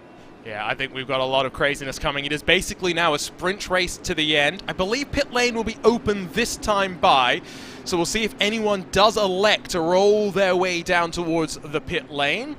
I'll not be shocked if I am being totally honest. Good look at 4 of the drivers. Alander, Welker, Hijlen, and Traino. These are all drivers towards the front of the field. The only ones we really don't have cameras for: Phil Kraus, Connor Harrington, Ryan Barneveld, Adam Crane, and Alex van der Sant Porcelli and company, all of whom will be getting a memo after this race saying, next time, please make sure you turn it on. I don't think Crane is going to come in here. I think he's going to stay out and still lead the field to the restart. True, because he only did, what, a lap or so on his tires. Yeah, but that's still going to hurt him, though. He had like a 12-second buffer over the drivers who he was going to be fighting for the win. Now he has a 0-second buffer, and he's actually going to have to hold off Brandon Traino in fist-to-fist contact, and Higgeland stays out. Yeah, and I don't like this call, if I'm being honest, from Antoine Hijlen to stay out here, because he definitely cannot make it to the end. Has been out there for 11 laps already. There is no way that that is going to work out. So it will be Hijlen from Crane from Van der Sant, the top 3, and then we won't see any cars get their lap back. So it will be 14 cars left on the leading lap by virtue of the trio that will stay out, and now it's a fight on pit lane. This is the closest that Valtteri Alander has been all race, basically, so Traino's always been a little bit shorter in the pits. I think he's been saving maybe a little bit more fuel. Whatever he's got going on with his driving style has been a little bit less fuel thirsty than Valtteri. But Valtteri does exit quicker. Traino's going to win the race off pit lane, though. So Kraus will get out in front of a lapped car, and that's actually something to note as well, because we're going to restart with more than 10 to go. Lap cars in the queue will not be shuffled to the back of the field, so this restart is going to get quite interesting. Brandon Traino is not going to be right on the back of Van der Sant Crane and the Apex Racing Team car. There's going to be lots of drama at the start of this one. I'm just thinking, if I'm Adam Crane right now, I think I will be leading the race fairly quickly. I don't think Antoine Higgeland is going to be difficult to pass up front. But Crane has a rear gunner in Alex van der Sant. He's not a teammate, but Van der Sant has been very, very good at defending. He's been very good at defending the very drivers who are behind him in Traino and Alander. So I think Adam Crane is just going to hope that Alex van der Sant fights as hard as he can for as many laps as he can, extends that gap a little bit, and Adam Crane, all he can do is hope that he can extend that gap and stay out. Lights off. Short. This was a short caution period. I'm glad. Yeah, love it. It's not a Martinsville caution period. Let's not talk about... let's not talk about short track racing in general, please, because we're going to just get PTSD flashbacks there. So, 20 to go. There is no way that Antoine Hijlen can make it. I'm guaranteed of that. Adam Crane and Alex van der Sant have now lost the advantage that they had when it came to fuel saving, and you can see the compounds. Alex van der Sant at a bit of a disadvantage now, having to make the softer alternate compounds last to the end of this race. I still think now it's a fight between those who have just come down pit lane. I think Traino, Alander, Kraus, Harrington, definitely in the mix. The problem is now you've got Ryan Barneveld, who's going to be starting on the primary compound of tires that may cause a bit of a checkup behind him. Barneveld, I don't think, has had the raw speed that Traino and Alander and even Kraus have had. So I think 4th might be his upper limit, but that's an alternate strategy to pull. If you think those reds are going to fall off, you might as well take the blacks and see if you can get a podium out of it. Well, we got word that potentially the pace car would end up staying out one more lap, but no. It is going to be a 20-lap dash. It is this first Open Wheels Grand Prix, and already drama. The first caution sets up a shootout. It's an Apex Racing Team car at the front that owes us a pit stop, but it will be the craziness on the run down into turn number 1 with lap traffic between those cars and the net race leaders. Who will cycle out here? Sudik and company pull straight to driver's right and get out of harm's way. Brandon Traino alongside with Alex van der Sant already as they fight for 3rd on track. Treno wasn't able to get by Van de Sant, though. That's critical, and there's a huge checkup behind. Connor Harrington, Phil Kraus, I think Valtteri Allander all almost 3 wide into turn 4. I think that might be Harrington off in the chicane, though, as well. He's going to get a slowdown for that. Lichtenberg, the one that shortcutted again. He was a lap down, I think, just trying to run away from the lead lap cars, trying to storm their way on through. Already, Hijlen has built up a 2-second advantage. Adam Crane has already built up 2 seconds to Brandon Treno as well. We watch as those cars with fresh rubber try to get the tires up to temperature, and Brandon Treno tries to go on the offense. First time he's really been on offense all race. He's been defending this whole time. He's going to peek to the inside of Van de Sant. He's going to try and open the door, but he gets a little bit of oversteer. He almost slams into the back of him, and there goes Valtteri Allander to the outside in the final corner. What an incredible move by Valtteri Allander, and that's what you got to do. When the door opens, you've got to take it, and he did around the outside, but Treno's not going anywhere. Here comes Kraus as well. He'll look to the outside. Lap traffic will play its part, and Brandon Treno will run into Valtteri Allander, into Alexander Van de Sant, and surely that is day done for Van de Sant and day done for Allander with terminal damage. Treno's going to get the golden bowling ball for that one, because that was just too late in the brakes, and he's got damage too. He loses it in turn 3 as well. And I think that's the entire top 3 out in one corner. Kraus is still there, but he's got damage. We'll stay green for the time being, I do believe, and fight this one out for now. But drama on the restart. It's Phil Kraus that now leads of those that have pitted, but he is 7.5 seconds behind Antoine Hijlen, 5 seconds adrift from Adam Crane. The race truly blown wide open. You can't count out Kraus or Mitch or Ryan Barneveld now, for that matter. They've got about 8 seconds to make up, but they have all been quicker over this entire race than Adam Crane. Suddenly this race has been blown wide open, but Mitch Welker has to come down pit lane. Did he get a penalty for jumping the restart or something? I think there were a handful of those. They were just in the process of being cleared, but Mitch Welker was a little bit too late for him. He will dive down to pit lane, but my day's drama on the restart, and I think we're still just trying to figure out what all happened and how that played its part. It started with Brandon Treno, of course, getting a little bit sideways, and now Connor Harrington almost blows past turn 1. Here comes Ryan Barneveld on the charge. Apparently it was Welker and Porcelli who both got penalties for passing under yellow, so that is going to hurt very, very bad. Mitch was absolutely in conversation for a podium. Porcelli in conversation for a top 10. And both of them are going to have to do a lot more work now. They're probably still going to be fighting for a top 10 as the last couple drivers on the lead lap, but that kills hope for a podium for Welker, and suddenly Phil Kraus is the biggest driver in conversation. But here's what happened with Treno and Allander. Bonk. I mean, unfortunately, I don't think there's much more to say other than that. Bonk. But what happens subsequently with Treno and Franzoni? Damaged car. Yeah, I don't think he had much control. Yeah, I think he was going to try and take it back to the pits, but it wasn't going to work. He had a damaged suspension, and he tried and brake in a corner where you're turning while braking, and Treno's car was not going to like that very much. But Adam Crane is going to be the happiest driver in the world right now, because he has one driver to fight only for this win, and that's Phil Kraus. Connor Harrington, I think, will be pretty safe in third, but he's got to fight with Barneveld and Steele. But it's definitely Crane versus Kraus for this win, unless Higgeland can prove us both wrong and do something insane and make it to the end. Yeah, I get the sense there's going to be some drama after this one. That is for sure. And it adds to the tension heading into qualifying weekend, where there'll be a lot of tension about making the field of 33, the pressure of only getting the 3 runs. Qualifying draw this Wednesday to see when those first runs will take place. Don't forget to join us here live on RaceSpotTV. So Crane last time by a 1:12.353. 1:11.521 for Phil Kraus. The question will be, how long can Kraus keep that up for, with the red alternate tires maybe starting to slide away from him. Battle between Barneveld and Steele. Steele has been one of the beneficiaries of some of the carnage here today. Every driver in the top 10 here has definitely been a beneficiary of some of the carnage. Remember, Jacob Oster was fighting, I think, for the last couple of spots in the top 20. He's going to get a top 10 out of this most likely. Brian Carey, who lost half of his front wing on lap 1, he's up to P9. And even David Porcelli, who's probably going to have to pit potentially with a penalty on the restart. He's going to get a top 10 or a top 11 out of it as well. So consistency is always rewarded. Staying out of trouble is rewarded. And you can see the effects of it with the shifts through the field. 16 to go. I'm just trying to think, is there anything Antoine Higelin can do? He's still doing 1:11.9s, so surely he is not fuel saving and he is just running that thing dry. At which point he is basically giving up a top 10 finish to finish this race in 12th. Your guess is as good as mine. He's just staying out and I guess hoping that maybe a couple cautions come out. When was the last lap that Higelin pit in? I don't have that on my screen. 17 laps into his run.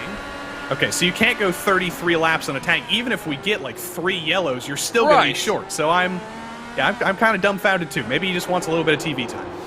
Well, the problem is he's so far up front, he's not getting very much TV time. That's true. That's true too. But he can get a screenshot of the ticker at least. You know, I led. I forget when we had this conversation. We had it recently where is it good to be the race leader that dominates the race because you really don't actually get the TV time, whereas if you're in a fight but it was 5th position, you're almost guaranteed to have some TV time. The weird ways of motorsports marketing and its intricacies. Now, Jacob Oster and Brian Carey have seen a swap around. Not sure exactly what's happened there. Jacob Oster has lost a whole bunch of time. I think he about half threw it off the road in turn 1 because he was ahead of Carey. Let's see, there it is. Locks up the brakes under braking in the last stage of braking there, and it turns him to the left into the wall. Brakes pretty late. Locks up the brakes. There he goes. Lucky he didn't spin it completely around. He's kind of lucky in a way that the wall was there to straighten him out. Yeah, remember what happened with Presley Sora? I mean, that could have been a whole lot worse. And again, open setups, front and rear anti-roll bars are available for drivers to adjust, stiffen and loosen it up. We're not oval racing, so we don't get a weight jacker, but of course brake bias does then become one of the primary tools that you may use to find a little bit more speed. So Phil Krause now within 2.2 seconds of Adam Crane. What a year it's been for the man from Wisconsin as he runs maybe a tad wide through turn number 1. That tells me that he might be feeling the pressure right now. Krause has turned things up on these last couple of laps. He was half a second quicker than Crane on the last lap. It's only about 2 seconds between them. We know that Higelin's going to come in. We've talked about that. He will take away that lead from himself, and this is going to be the battle for the win, and Crane is definitely feeling the pressure. He knows it's the battle for the win. Ooh, interesting. Andrew Kinsella says it was the outlap, of course, on his tires, and so the car was just turning a little bit more than he expected, and you know what? Maybe I misjudged or misplaced the blame on that incident for too much curb usage, but maybe it was just, suddenly now, Kinsella being one of those cars who was trying to eliminate a pit stop from the race, spending so long with so little grip that suddenly when you have grip, it's a shock to the system.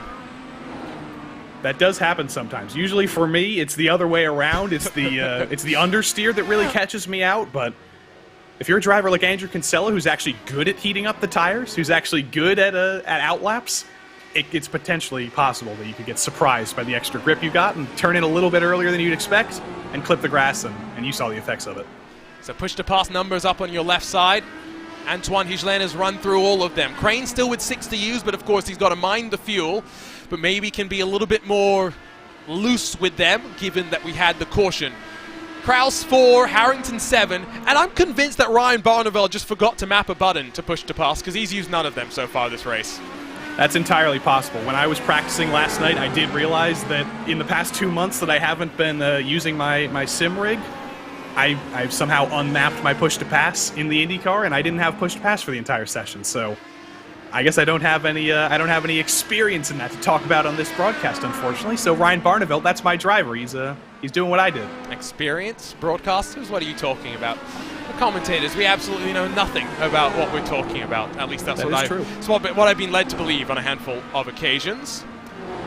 Feel bad for Mitch Welker. I'm not sure if he had to serve that penalty that lap. If he had waited a lap longer, there would have been the potential for him to avoid making basically a drive-through penalty, and he would have been right in contention for a top 5 finish. So he'll take confidence from this, that's for sure, at the very least. And well, I know Mitch has made some comments that have not endeared him to some in the community about how Indianapolis is maybe not the most special track in the world, and he does not appreciate everything around the 500. I hope that this November, Joey, is an awakening for him and a bit of an education as well. I mean, I don't know. I don't know if I saw those comments, but he's definitely going to appreciate making the field if he does, and that's going to be the difficult thing that we have to talk about first. Actually making the field is the first accomplishment everybody has to make. We've got, what, 80-plus drivers on the entry list for the qualifying in in 1 week's time. There's only 33 spots for 80 drivers. There's going to be a lot of disappointed drivers after next weekend. I still remember the drama in 2020. I was a relatively fresh commentator. I say fresh. 4 months experience or whatever under my belt, and that run through qualifying. I think Matt Pavelski had already put a decent time on the board on pole day, but in that final hour said, you know what, because we're broadcasting the final hour on Race Spot, I'll go out and do a glory run. He crashed. Lost his time, had to go out again on Saturday for his final attempt. And I tell you, the clutch feeling it must have been when he threw it into the field. Those are moments that you only have in these sort of events. Yes, you say pressure for qualifying during the iRacing Indianapolis 500, but, you know, speaking from my personal experience in 2020, it's not so much pressure because you know that if you get it wrong, you've got another one to try again in an hour, and you've got about 20-something opportunities, even if you're a working man. It's very different when you get 3, and qualifying at Indianapolis might actually be one of the hardest things that you have to do. Being on top of the tools, proactive with in-car adjustments, being as precise with the wheel input so you don't scrub the steering, and then, of course, to some degree, you have to be able to help with setups, Joey, because there is a mixture of mad science and crazy art that goes together building setups here. Yeah, I don't know how it works. It is a dark art. Antoine Higuelin is in. It finally happened. The mystery driver with no photos sent in. He finally brings it in. And Adam Crane and Phil Kraus, that's going to become the battle for the lead officially here. So, Adam Crane likely would have been looking at the victory if that caution had not flown. He'll be cursing the race director, a.k.a. me. However, now he gets the fight on track and... Whoa. Oh, as there's a... Lichtenberg. That's Brendan Lichtenberg, who keeps it well out of harm's way. Stay green with 10 to go. And Adam Crane, like I was saying, is the type of driver that will fight tooth and nail. He's going to have to. He's only got 10 more laps to defend. Kraus is absolutely quicker. But first, let's see what happened to Lichtenberg into the chicane. What did he do? That's a weird one. That looks like he overheated the reds and lost in the second stage of the chicane. That's not normally what you see. You normally see somebody like Kinsella clipping the grass on entry or clipping the second curb and hopping it too much and landing wrong. But he was all out of shape already, and there was no saving that in the second half of the chicane for him. He was, I think, already a lap down, so his day is unfortunately going to get worse, and he's going to join about 5 other drivers on pit lane right now. Yeah, no, well, you say 5. I think it's actually closer to maybe 7 retirees. We'll go through those names at the end of this one. 7/10 the gap at the front. Antoine Higuelin, well, he's pushing, that's for sure. And he's got Mitch Welker right behind him. This is going to be one to watch at the end of the race. Yeah, Higuelin is going to be on quicker tires, understandably, because Mitch came in quite a few laps ago. He didn't take tires when he was serving his penalty also, so I'm not sure this is going to be a battle necessarily. I think Mitch is definitely quicker than Antoine, but Antoine has a real tire advantage there. Antoine's going to be able to ride off into the distance. Mitch is going to be very disappointed with P12. That's completely understandable. You mentioned that he'll be able to take some confidence out of this, that he was able to fight for a podium with the best drivers on iRacing in these Indy cars, but at the same time, confidence isn't a substitute for a podium, so it's definitely going to feel bad for a little while. No, for sure. I know what you mean, and I'll be the first to go over to Mitch and say, hey, great job today. You showed today that your iRating is not a reflection of your speed. And so often we talk about iRatings. They are a general reflection of trends in speed. I think it's fair to talk about them that way. But like you said, Mitch with so much league experience and so much experience in this car as well, it's hard to understate just how valuable that is. Oh, wrong way, Nick. Mowing the grass a little bit on the outside. Yeah, no big deal. You can send an invoice to the offices. So it's a lot tighter, and I think that was the thing. He's trying to set up for the move on Andrew Marquez, and because the car was so loaded in by the time he stamped onto the power, around it went. So coming to 7 to go, and Adam Crane is starting to bring up the tempo a little bit more. I think he's probably close enough on field that he can be confident now. However, what does he have in terms of tires left to play with? I think this is still going to be a blockbuster and a showcase finish for these two drivers. Crane definitely has the pace right now. He was a 10th faster than Kraus on the previous lap, so he's definitely going to be able to maintain this gap. The question is, can he withstand the pressure of Phil Kraus right now? That's the only thing he needs to do. It's going to be difficult enough for Phil Kraus to actually make the move when he catches him, even with the push to pass. But I think if Crane keeps calm under pressure, if he makes no mistakes, he's got likely the best shot of anybody right now. Phil Kraus is down to just 2 push-to-passes left this race. Look at that third box from the left on the steering wheel. That is those push-to-pass counts. So Phil Kraus running out of time to get the move done. Here comes Brian Carey. You mentioned his climb back up through the field after missing part of his front wing in the early stages. Slides past Rashad Craig and up into the top 6. I don't know what it is about Brian Carey and these sort of tentpole events, but I think back to the ISOWC last summer where basically it either went horrifically wrong for him or it went pretty badly and then somehow he salvaged a second place result at Long Beach out of it. I did see a little bit of family support for Brian Carey in the chat. I saw Karina in the chat. I don't know if that is a mother or some other family member, but if that is his mother, she'll be saying Carey on my wayward son. I think you'll at least get an excuse for that pun. Karina, yes. Brian's partner, not mother. Well, I screwed myself there. I walked into that one. Potato, I guess, if you want. I walked directly into that one. Adam Crane still not using a push to pass as Phil Kraus burns yet another one. And last time by, 2 tenths quicker for Adam Crane despite draft and despite push to pass usage for Phil Kraus. That satellite racing machine is coming alive. It's coming alive, and Phil Kraus is trying to come alive. Even with those push-to-passes, though, on the front straight, he's hemorrhaging time. He is losing time with every single lap to Adam Crane. Oh. I don't know what else he can do. I have a few ideas. So it's changed now, of course, with this new updated configuration of the Indianapolis Motor Speedway. But the older configuration, the one that you were talking about, that was absolutely terrible, no matter what people want to say. But the compromise there was that you could very much trim the car out and take less downforce and make the time up on the straights because you powered all the way out of there and you didn't brake here. You kept going flat out through turn 1 the opposite way on the oval. Now with this new configuration, I get the feeling that trim is less of an important factor. Adam Crane may be still trimming a little bit more than the rest of the field, and at this point in the run, maybe that is what the car needs. We look at the conditions, it is cool, maybe less downforce was the decision.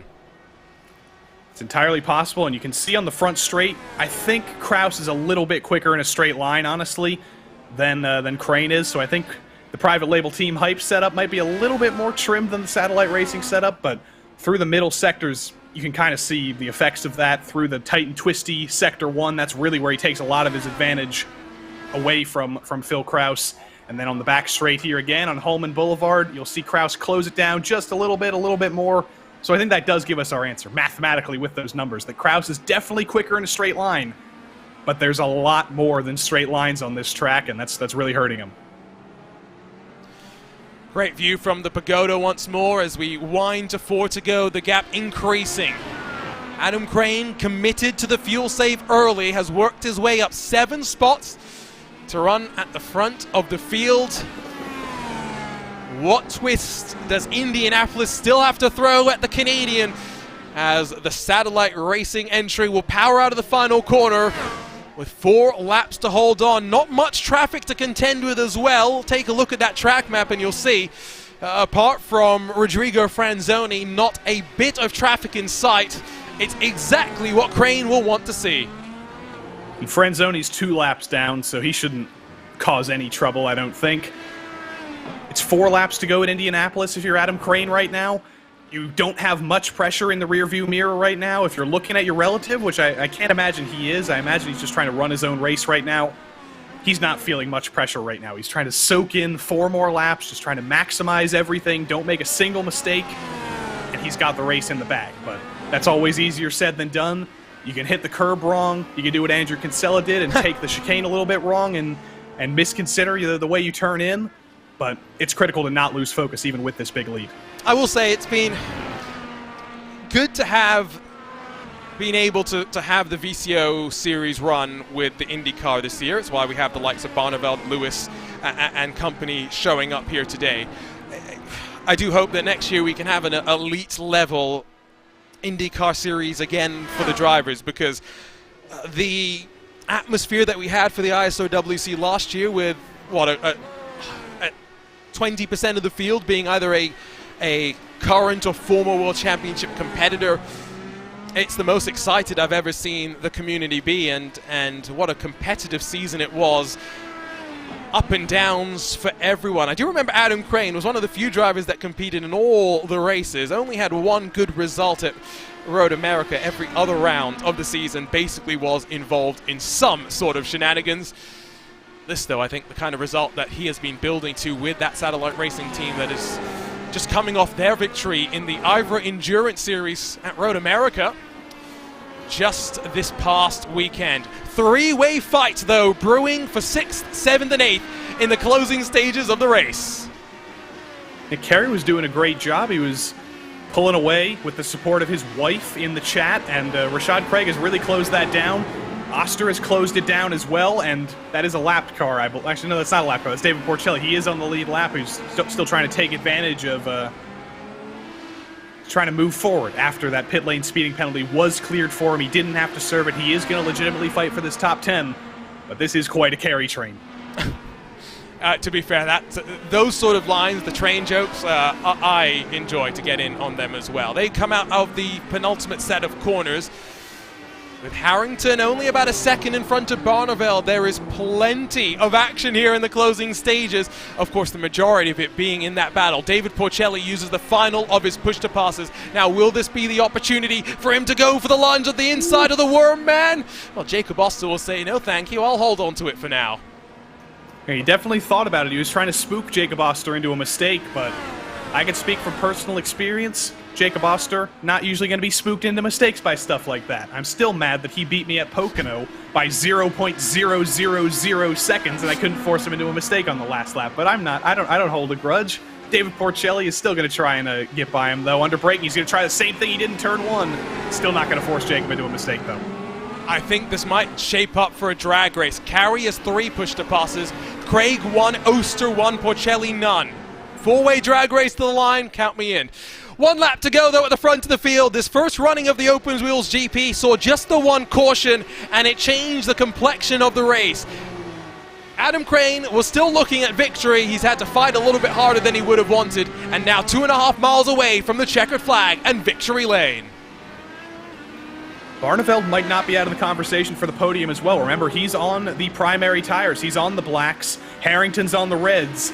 I think he's probably a little bit too far back to be able to actually make a move. Harrington also has a few pushed passes in the tank, but if we went about 3 laps longer, Barneveld would definitely be in conversation for this podium. You always want more laps at the end of the race. Yeah, now I'm slightly regretting not making this an 85-lap race, because I would have very much enjoyed a handful more laps here. Oh, a contact! Oh. Contact between Porcelli and Jacob Oster. Yeah, I think that face says it all. Yeah, it's hard to determine what actually happened there. I don't think they followed each other into the turn 3 grass. I think there was definitely contact there. They're both luckily going to hang on to the top 10, though. We'll grab a look at that maybe post-race, and while one satellite racing car spins on the final lap, it's the light at the front for the other. Adam Crane has had to fight his way through, first with fuel-saving strategies, and then by just pushing all the way to the end. Adam Crane takes the win for the first Open Wheels Grand Prix to kick off the month of November and to celebrate the return of the Open Wheels 500-mile race. Phil Kraus will grab second. Connor Harrington holding off Ryan Barneveld in the drag race to the line. Christian Steele, the 2022 iRacing Indianapolis 500 champion, will bookend the top 5. Adam Crane notches up victory number 1, and now focus will go to victory number 2, the big one, the 2022 Open Wheels 500-mile race on the 19th of November, here live on RaceSpotTV.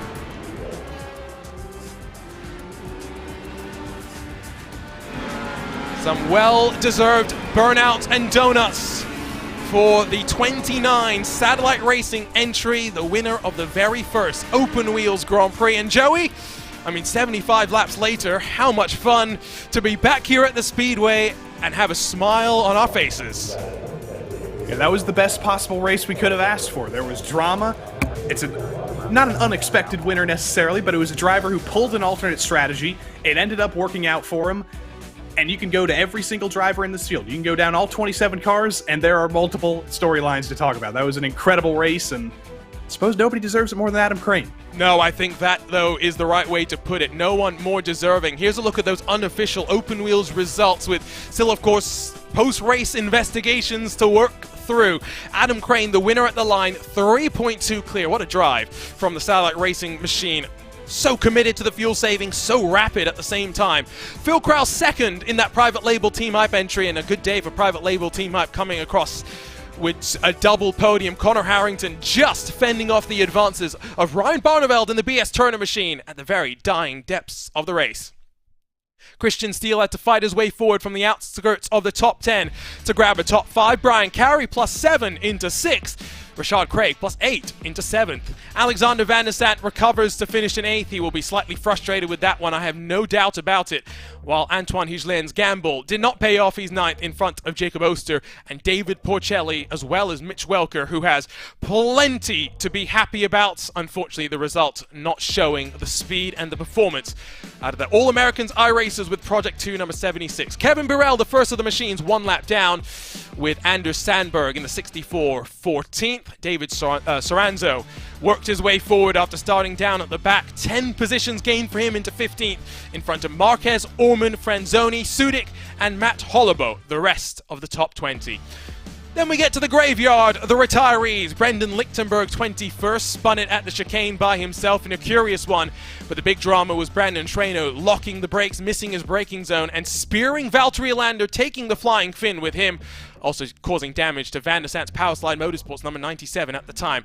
Andrew Kinsella got caught out by too much grip on the fuel-saving gamble, while Nathan Lewis, Presley Sora, and Henry Bennett will round out the field of 27 here in this first running of the Open Wheels Grand Prix. Let's not dally around too much longer. Let's head down straight into the RaceSpotTV post-race show and to Victory Lane, where Adam Crane is standing by. And Adam, first, congratulations on a sterling drive, but we've got to ask you, what was going through your mind when the caution flew, ruining the strategy?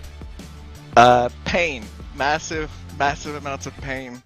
Yeah, I did not need that yellow. The strategy to go on 2 stops depended on there not being a yellow, so I was a little miffed when you said in the briefing that there could be a yellow. So I know Andrew had a little issue there that brought up the yellow, but I figured everyone would pit for alternate tires, which they ended up doing, and I honestly thought I was a sit and duck there.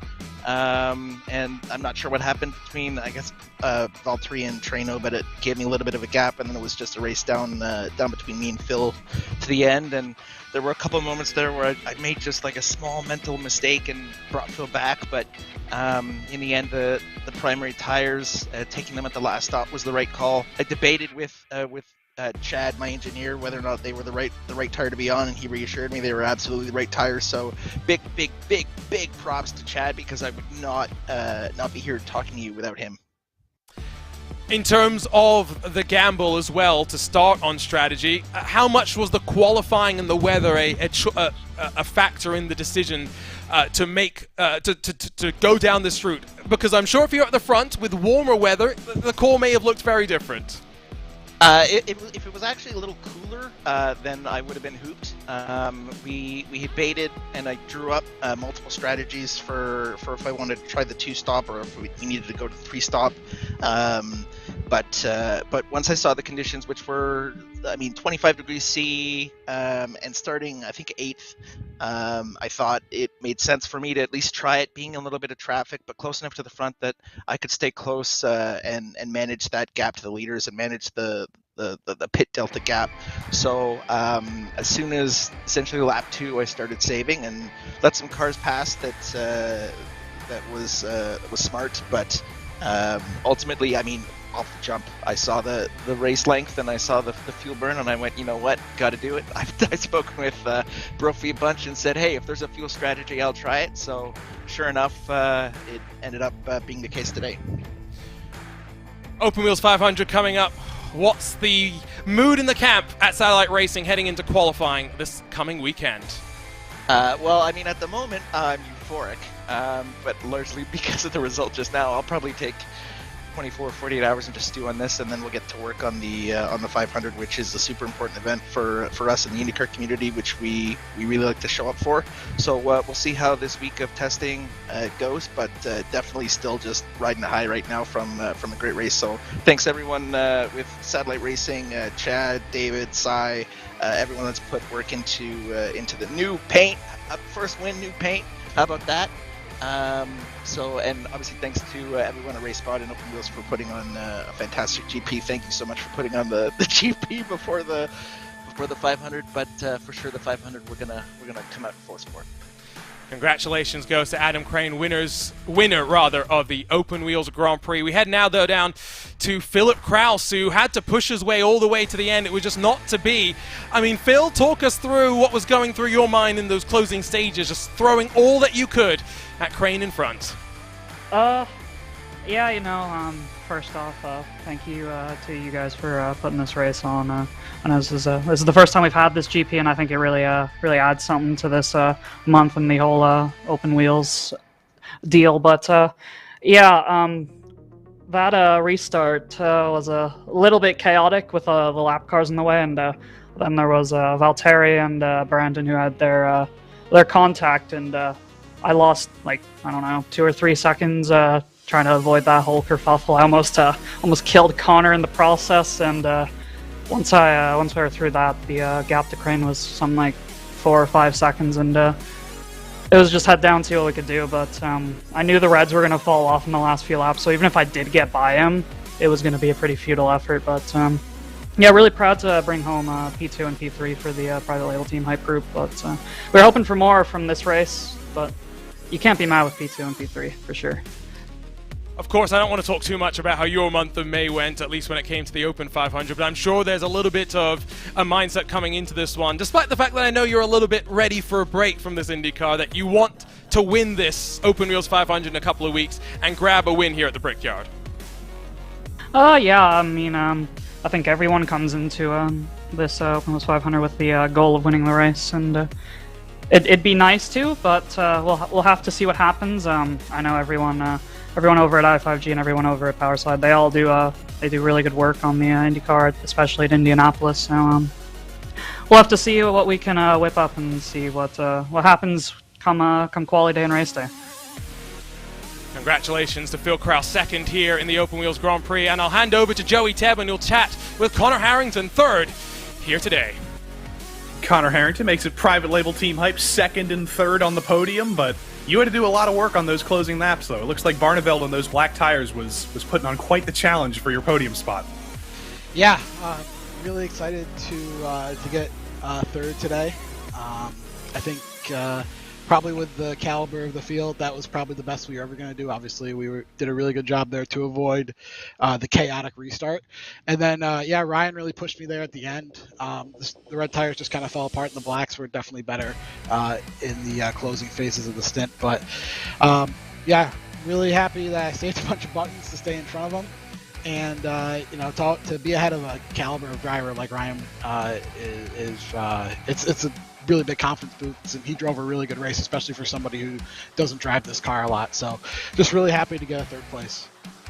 Do you think that gave you a little bit of an advantage in that battle? Of course, Ryan, we know from so many different road course racing avenues on iRacing, he's definitely strong, but do you think your little bit of extra experience in this specific car helped you out? I don't know. I mean, I think you could put Ryan in a cardboard box with some wheels on it, and he could probably drive pretty quick. It was we just made an aggressive call to go on the options or the red tires to try to get there to the end, and I kept looking up, and I knew there was a lap time I needed to hit, and I just kept hitting those lap times and just trying to not lean on the rear tires too hard, and we managed to do that and sneak home in third. Because if there was one more lap, we were not holding off Ryan. There was not much left on those rear tires. So now we're going to take this car back to the private label team hype shop. We're going to massage the bodywork. We're going to put the oval setup on it. How are you guys feeling coming into qualifying next week? I don't know. Obviously Phil had a great run in May and had and won pole, and you know, I think we had 3 cars inside the top 5 or something like that. But obviously, you know, the big change is the new racetrack, and that'll be a big variable to kind of throw things into. So it'll be a big question mark. You know, it won't be everybody just sitting there running millions of runs, and everything is just a little bit different to throw everybody off their game. And who knows? There could be a surprise. There could not be surprises, but we're really excited to get the open wheels, you know, the 500 week going. It's my first open wheels, and I couldn't really be happier to be doing it with everybody at Private Label and everybody at Team Talent. So we'll hopefully put on a good show, and maybe we'll do a couple spots better on a couple weekends. Can only hope. It's my first open wheels too, so I'm just as excited as you are. Congrats again on P3, and we'll see how you do next week in qualifying. Yep. Thanks, guys. Thank you very much for putting this on. We'll see you guys next week. Connor Harrington, P3 Arjuna. That's a whole podium of drivers, and what are they for Private Label Team Hype? Didn't quite get the win, but second and third, that's pretty darn good showing. Pretty darn good showing indeed, and like I said, I think Phil Krause is one to watch. Qualifying next week is going to be so important. Let's run down the schedule for this third running of the Open Wheels 500-mile race and the live broadcast as well. It starts this coming Wednesday on November 9th at 8 p.m. Eastern.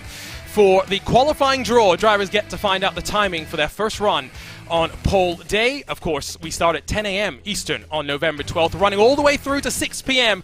That's the same as well on November 13th when we lock in the field of 33, building to Saturday, November 19th, and the third running of the Open Wheels 500. That will be live at 11:30 a.m. Eastern, 8:30 a.m. Pacific, excuse me. I cannot wait for this one, and I cannot wait to see what drivers have done for qualifying with the changes to the track. Neither can I, and like I said, I'm sure everybody is back right now. They're going to be focusing entirely on qualifying for the next week or so. There are going to be so many sessions put up to get the weather conditions exactly right, to maximize those runs, to the point where it's basically going to be muscle memory by the time drivers are out there on their qualifying runs. That's the level we're playing with here. So that's a look at what's coming up ahead. I mean, brief recap, though, Joey, as we get ready to say goodbye here, at least temporarily from the Speedway. I mean, we don't have the day before the 500 festivities anymore with the race moving to a Saturday. We instead have this Open Wheels Grand Prix, and I think it was a really nice one. We have some drivers who will come out just for this event that will not come out for the 500. We'll get the drivers going out for both, and we've got a top quality lineup out on track here today.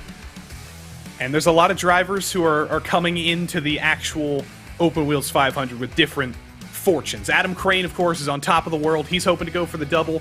Krause and Harrington, Private Label Team Hyper, feeling pretty good.